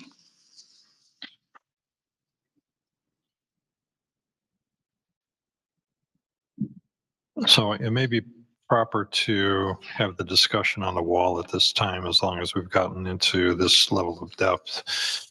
I think if you remember within your packets that were sent out, there is a concern that staff has with regard to the location of the existing retaining wall. The PLATA survey that was submitted does not give a dimension as far as the encroachment of the existing wall into the 10-foot easement that is along the south side of the property. However, it appears by scale to push into that easement about a good 4 feet. Part of the concern is that we're here today to look at a special use to move this project forward, and we understand that. However, we also have a long-term issue with trying to meet the needs of the village's comprehensive plan, which is looking for some kind of shared use path or bikeway path to essentially circulate through the village, and that we are on path to make that happen. The Riverwoods Road reconstruction by the county is going to help facilitate that. Currently, they're looking at options for the roadway, which could be one of two things, and the village needs to make some decision with them as they move forward on this. Option one is just limited shared shoulder on the roads, which would probably only give us about a 4-foot path on the side of the road. The other option would be is that a separate bike path or walkway would be constructed likely to the north or toward the south side of the orphans' property. The concern there is, well, let's take that a little bit further. When that sidewalk is constructed, if it is constructed, the village will end up paying for that and paying for the maintenance on it. However, it would be done through the county so that there's some economics of getting that work done on a large scale. So doing it on our own, just a sidewalk on our own, the costs could likely even double versus having a contractor who's out there, configuring the swales and taking care of the ditches and culverts. There's the economy of scale that the village would like to take into effect. The particular problem that we have is that it's, as Michael indicated, is that the county is likely not going to get to a decision on what that looks like up against this intersection at Riverwoods and Saunders, probably at least by the end of the year. And my guess is that Orphans would like to start construction well before that. Otherwise, they wouldn't be here. So the concern is how do we handle both the village's need and desire for this pathway, as well as Orphans trying to do this in an economical stage. Part of the problem that I see in investigation on how that noise abatement berm was constructed, and that there is a detail within the packet, and that is included in somewhere within tab U. The concern is that that wall was built without a foundation, without a frost-proof foundation wall. So it essentially sits on top of the grade that's there, and the grade that it sits on is elevated from the level of what the potential pathway would be. So if the village were to even leave that wall in the easement and build immediately on it, the wall will collapse. There's no way without doing underpinning of that wall that the village would be able to install a sidewalk or a pathway up against that wall without impacting that wall and having, part of that berm fall into the easement area. There also is an easement agreement that was put forth, I think, in 2006, which was offered by Orphans of the Storm to the village, which indicates that no part of the wall was supposed to be located within the easement, yet the plat of survey that's been submitted with this project indicates that otherwise. Now, that could be at the best option of the world is that it could be surveyor error to say that that wall's actually not where it's shown. My guess is that's probably a slim chance to none. But nonetheless, there is that possibility. But the current train of thought is that the village would like to see this wall moved outside of that easement, or at least have a commitment for that wall to be moved if it doesn't now, so that when the village is able to finalize negotiations with the county as far as what this area is going to look like immediately to the south of the Orphans project, that the village is not looking at incurring this additional cost of underpinning this wall if it's got to stay where it's at. So, we're conversing back and forth, and Michael Blue with Tesca raised an example of a route that he's experienced in another municipality, which I'd like to ask him to share with us as well, too, which might be another option here. Yeah, and we haven't talked with the applicants about this at all. This is just something Right. that It is just something that happened this Steve and I were afternoon. just kind of brainstorming because we're in a bit of a position here where the county needs to decide what they're going to do before we and Orphans have any idea of what the answer is going to be. Ultimately, the village is going to be interested in being able to have the work that the county does and have a satisfactory path, trail, whatever it's going to be. We just don't know what that is yet. And as the applicants pointed out, not entirely sure what the impact is going to be on them as well. So what we'd like to do is not hold the whole thing up to wait for the county to make a decision, but is to put into place some sort of agreement where if the situation comes up that the wall needs to be replaced or moved, that Orphans is going to be willing to do that. And that can be either part of an agreement. The example that I threw out to Steve that I've seen elsewhere is that some sort of surety, either a bond or a letter of credit, is provided by applicants for work that may have to happen. the work doesn't have to be done, the work doesn't have to be done. But what's most important is that there's some sort of assurance provided to the village that if the work has to be done, it's not hung on the village. And that would obviously be something that had to be worked out with the applicant. And we'd get Attorney Huvard involved just to make sure that all of that protected the applicant and the village.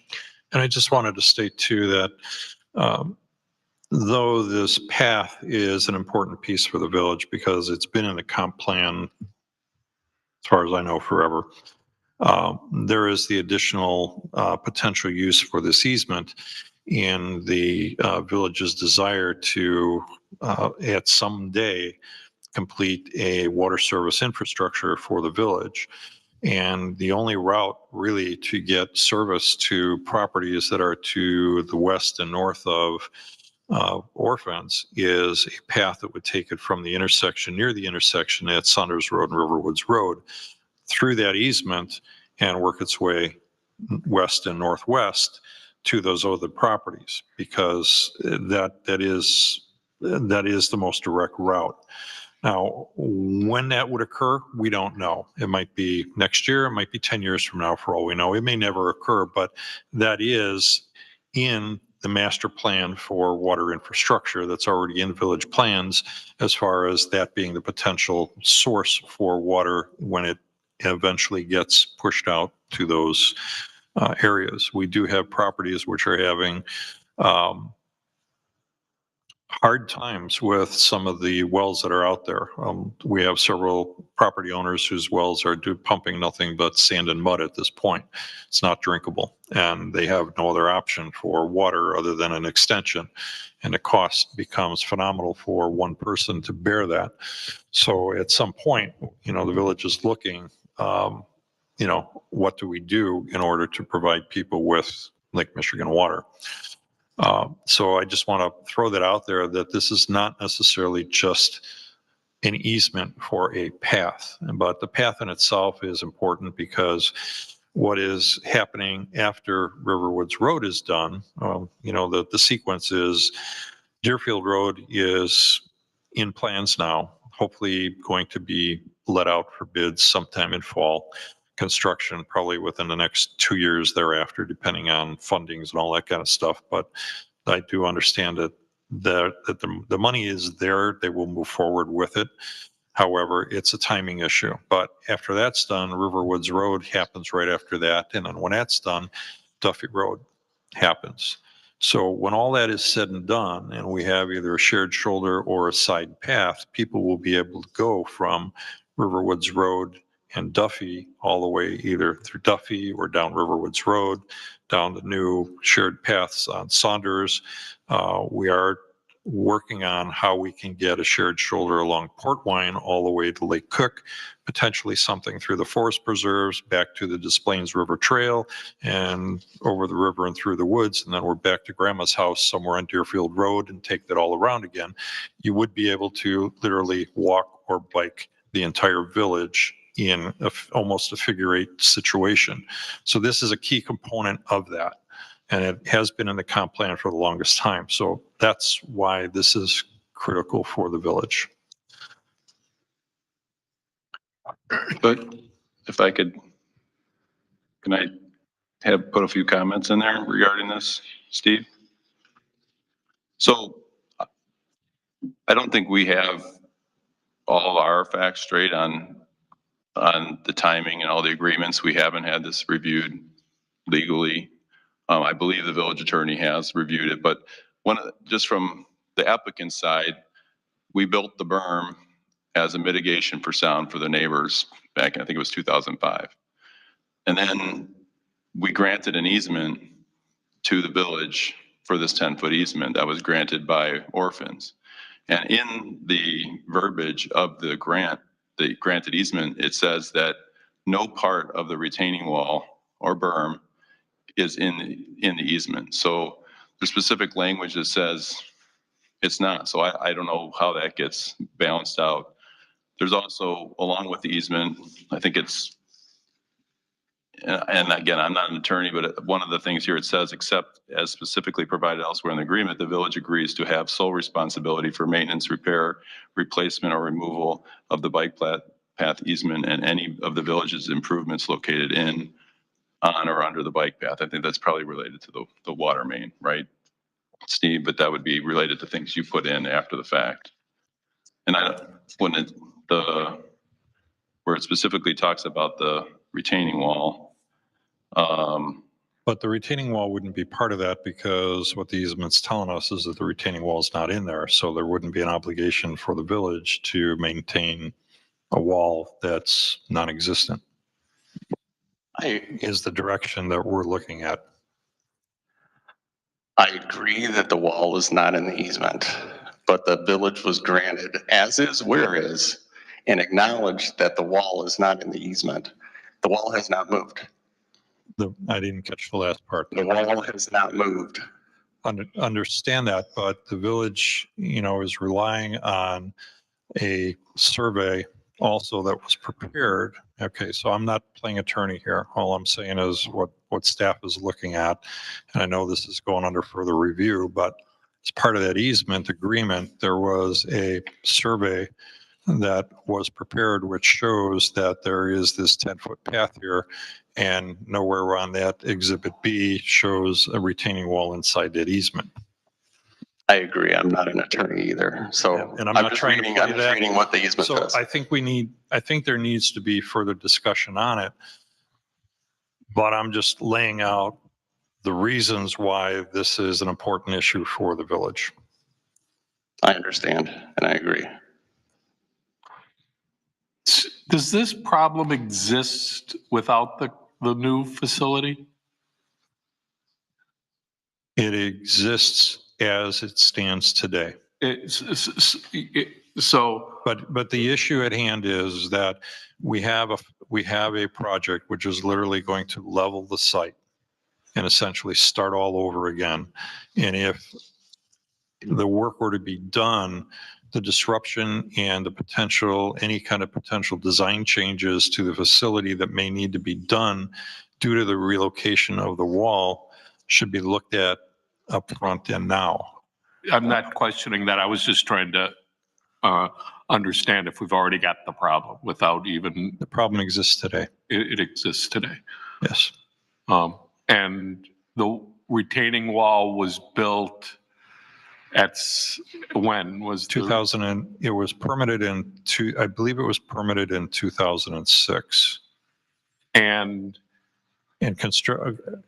initial discussions that I see go back to, I think, 2004.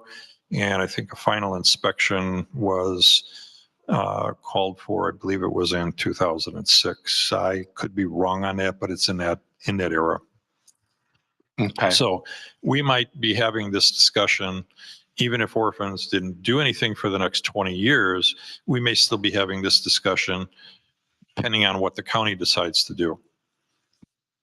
and our question at that point would be, whose burden is it? Why is it the burden being put on Orphans related to because we're talking about putting a bond or something out for a project that may or may not happen in the future for something that we're not sure it's right, that it's the responsibility of the applicant or Orphans to take care, to move the berm. So we really come down to a question as to how it got built inside the easement and who approved it at the time. Is that your issue? Well, in the timing, the way that it reads, I feel like it sounds like the timing is the berm was there and then the easement was granted, because on item 1, it says, furthermore, the village acknowledged that no part of the grantor's retaining wall and berm running along the north boundary of the bike path easement, the retaining wall berm, is located within the bike path easement. So it's speaking about the berm and retaining wall as if it's there, and it's saying that it's not in the easement. So it is, we are going to have it resurveyed. So there's a chance that somehow it's in the wrong place or the easement is drawn wrong, but I don't know if that changes the fact that you might still need more room for the water main. I don't know, Steve, because we don't know what's happening with the road, that's probably a hard question to answer, right? At this point, yes. Okay.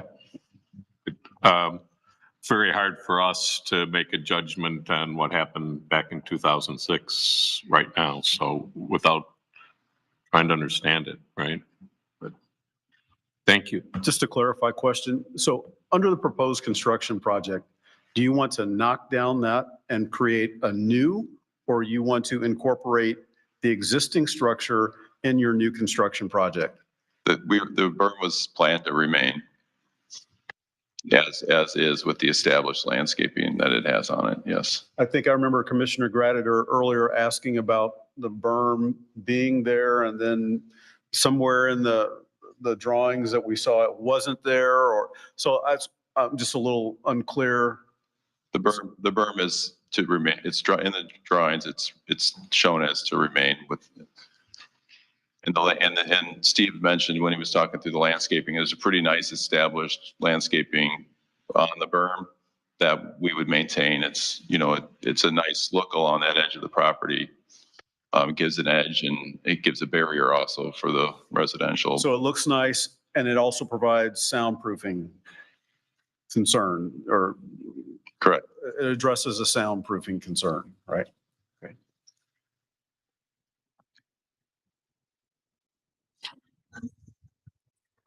I think at this point, I'm considering continuing the hearing because we still have to discuss all the staff comments and it's getting to be a bit late. So.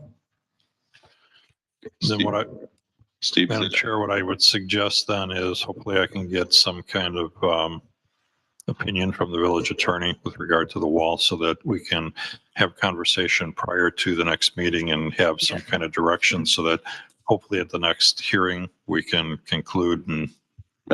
Yeah. Madam Chair, would it be an option to open for public comment to see if there is any, so that since I have engineers and landscape architect here, Sure. see if there's any public comment? Yeah, I'm happy to do that. Is there any public comment or questions from the public? Yes, sir. Would you please come up to the microphone and state your name and address?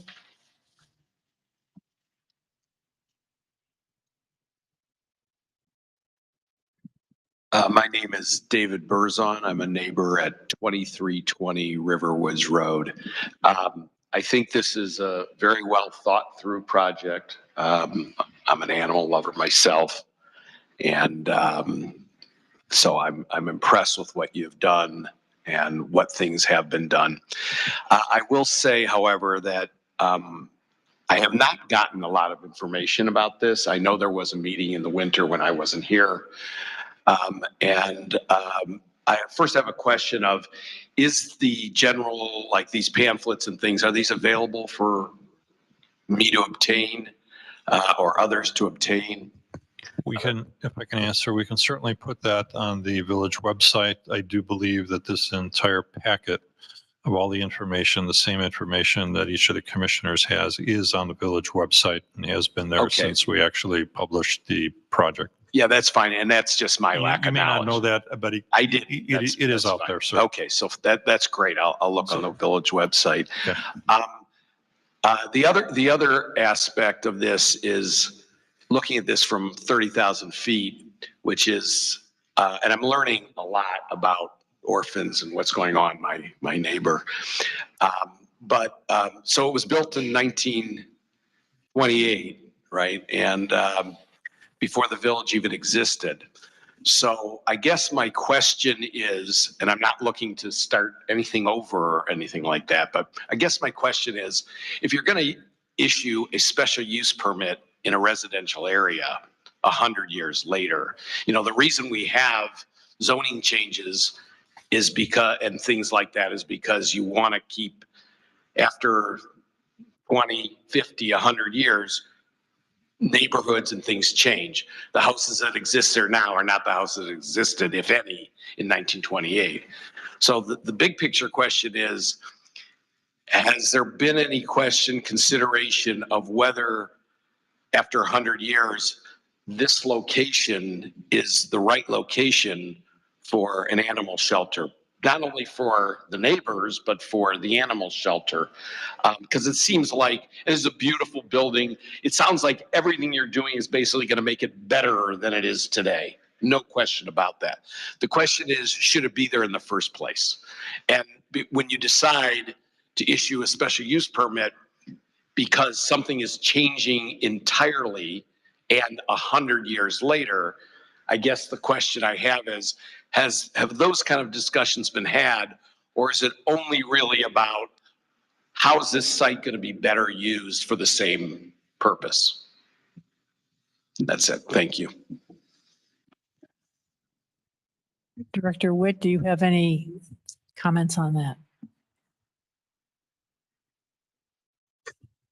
Well, I think that part of an indirect answer to that question is really what this whole process is all about. Do we grant a special use permit for this particular project? So that, to answer your question directly, from a village perspective, we're going through that process. Your question with regard to, is it the appropriate location for the shelter itself, is more an operational issue, which only the organization can answer. And I don't know if they're prepared to make any comment with regard to that. As far as we see it, this facility has existed at this location for close to 100 years. I'm not aware of any complaints that we have had since the construction of the noise abatement wall. I do know that the noise abatement wall was constructed, and there is records to indicate that as such, that it was constructed due to concerns that were brought forth to the village over noise, particularly from people to the south. So that did have some impact in their operations. From what staff sees, there's a tremendous effort here.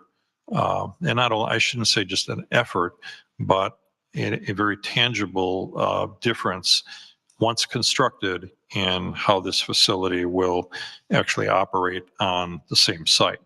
But as far as whether or not this is the prime location for the facility, that's something that maybe Michelle could answer, or somebody else, or maybe even not. I don't know. Steve, one comment is, I view orphans as a wonderful asset to the community, which is part of what I think our jobs are here is today.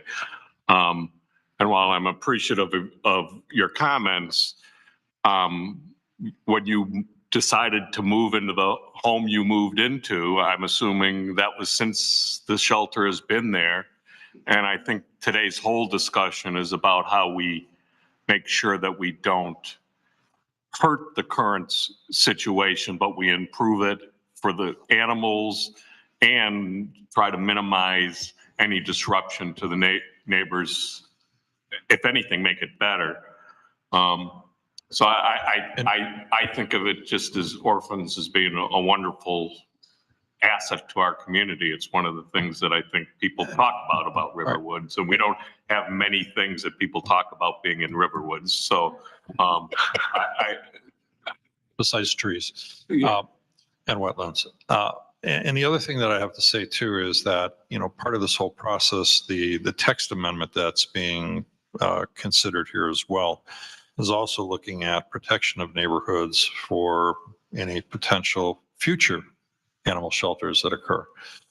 Because orphans was here prior to incorporation of the village, making that a special use was purposely done because it's in a residential area. Otherwise, we would have had to say, flatten the whole thing and be done with it. But, for the good that the facility does for not only Riverwoods, but the region, it made no sense to not incorporate that into that zoning district as a special use. However, again, the point I'm trying to make is the text amendment that we're looking at is looking forward to the potential that there may be other facilities that somebody decides to do. If we have an area within the village that some developer decides to grab 8 or 4, even 4 2-acre lots, that wouldn't be unreasonable to think that could happen. Federal Life, that's slightly under 10 acres. We could have had another shelter over there, but we don't have enough defined requirements for that, and that's all being built as part of this text amendment that is being proffered because of this case. So yes, we are looking for working with orphans at this point, but we're also looking toward the future and trying to maintain some protection for our residential areas in other areas within the village. Can I jump in here too for a minute? Basically, if we weren't talking about rebuilding orphans, we wouldn't be talking at all about whether orphans belongs where it is. So this has come up because the shelter is trying to improve the condition of the animals and at the same time make things better for the residents. So I applaud you on what you're trying to do. There are issues we're going to have to work out. There's no question about it, and questions that remain. But overall, it is an asset to the community. And the fact that it happens to be in Riverwoods, and the fact that it's close to the tollway, and the fact that it's very locally sited makes it a more positive place to find homes for animals from. God, that was bad English. I'm sorry, I apologize. But it is, its location is such that it serves a tremendous amount of populated area, which is something that there just isn't space for it anywhere anymore. So yes, I think it belongs where it is. I think it's doing a beautiful job. And I appreciate the fact that you're trying to make life less stressful for the animals at the same time as making it a little bit noise controlled for the people. We will work on making it better. We will. But I think it belongs where it is. Thank you. And I think we can talk about this further when we conclude the hearing and yeah. Anybody else from the public who would like to speak? All right, if not, I will entertain a motion to continue the hearing to our next meeting, which is August the 7th, as I understand it. Second. All in favor? Aye. Any opposed? Okay, the hearing is continued, and we will continue with the agenda, which I understand we're going to be pretty brief on the rest of our agenda today. And thank you to Orphans for coming and making a very nice presentation. Next, no old business to discuss. Staff report. Director Witt. Nothing new to add for tonight. Okay, no comments by the chair, so I believe we are ready to adjourn. I'll entertain a motion Can you to, hold on 1 second? I'm just checking on, sorry to interrupt. sure. We're just discussing schedule of the next meeting, because we have limited coverage a little bit for the 7th. I'm not following the question here. I'm not available on the 7th. Ken isn't either, but that may not be. Orphans can't come on the 7th. Hold on a second. Or can it be done soon? I don't know if there's, Oh, okay, if you're good. yeah, And Ken's here, then I think it's probably fine. We'll need Bill here because there's several engineering things left to discuss. I would say that we could soldier on, but I think it's going to be another hour or so. I'd say we could keep on discussing this, but it's going to get pretty late. And we're going to fall asleep. Yeah, and it's hard. Well, I'm not certain that you're going to be ready to answer all the questions anyhow, because I've got a list of a few different items, particularly the retaining wall. We need some input from Attorney Hubert on. So I don't know that you're going to come to a conclusion tonight. And no Right. matter how late you stay, unless you want to call him at home. But I don't know I that you think want we to do won't, that. I think we won't do that. Okay. So if we need to reschedule the meeting or even put the hearing off to next month. Well, like maybe September. Chair Graditor would work out some accommodation. I can be generous, share my schedule with you. So Thank you. Okay. So we'll find out what the date is. We will let everybody know. But you need to schedule it to a date certain, so you don't have to renotice the hearing. Ah, Correct. So So shall what I we- would Suggest is if there is a specific date that's available, do that. If not, keep the 7th. If you can't do the 7th, you ultimately need to kind of have the meeting and just continue the matter to a date certain at the meeting on the 10th. But if you leave here without a set meeting, you have to renotice. which means you have to republish the whole thing, the signs and The everything. 7th is fine, because I think we may have pretty good coverage. okay. And if we don't, we'll ask that. All right. So we So will we're talking, continue it until August the 7th. okay. And hopefully it'll work out. Yeah. Thank you very much. Okay, so did we already, no, motion to adjourn. Do I have a second? Second. All in No, favor? Motion to adjourn. All in favor? Any opposed? Thank you very much. Michael?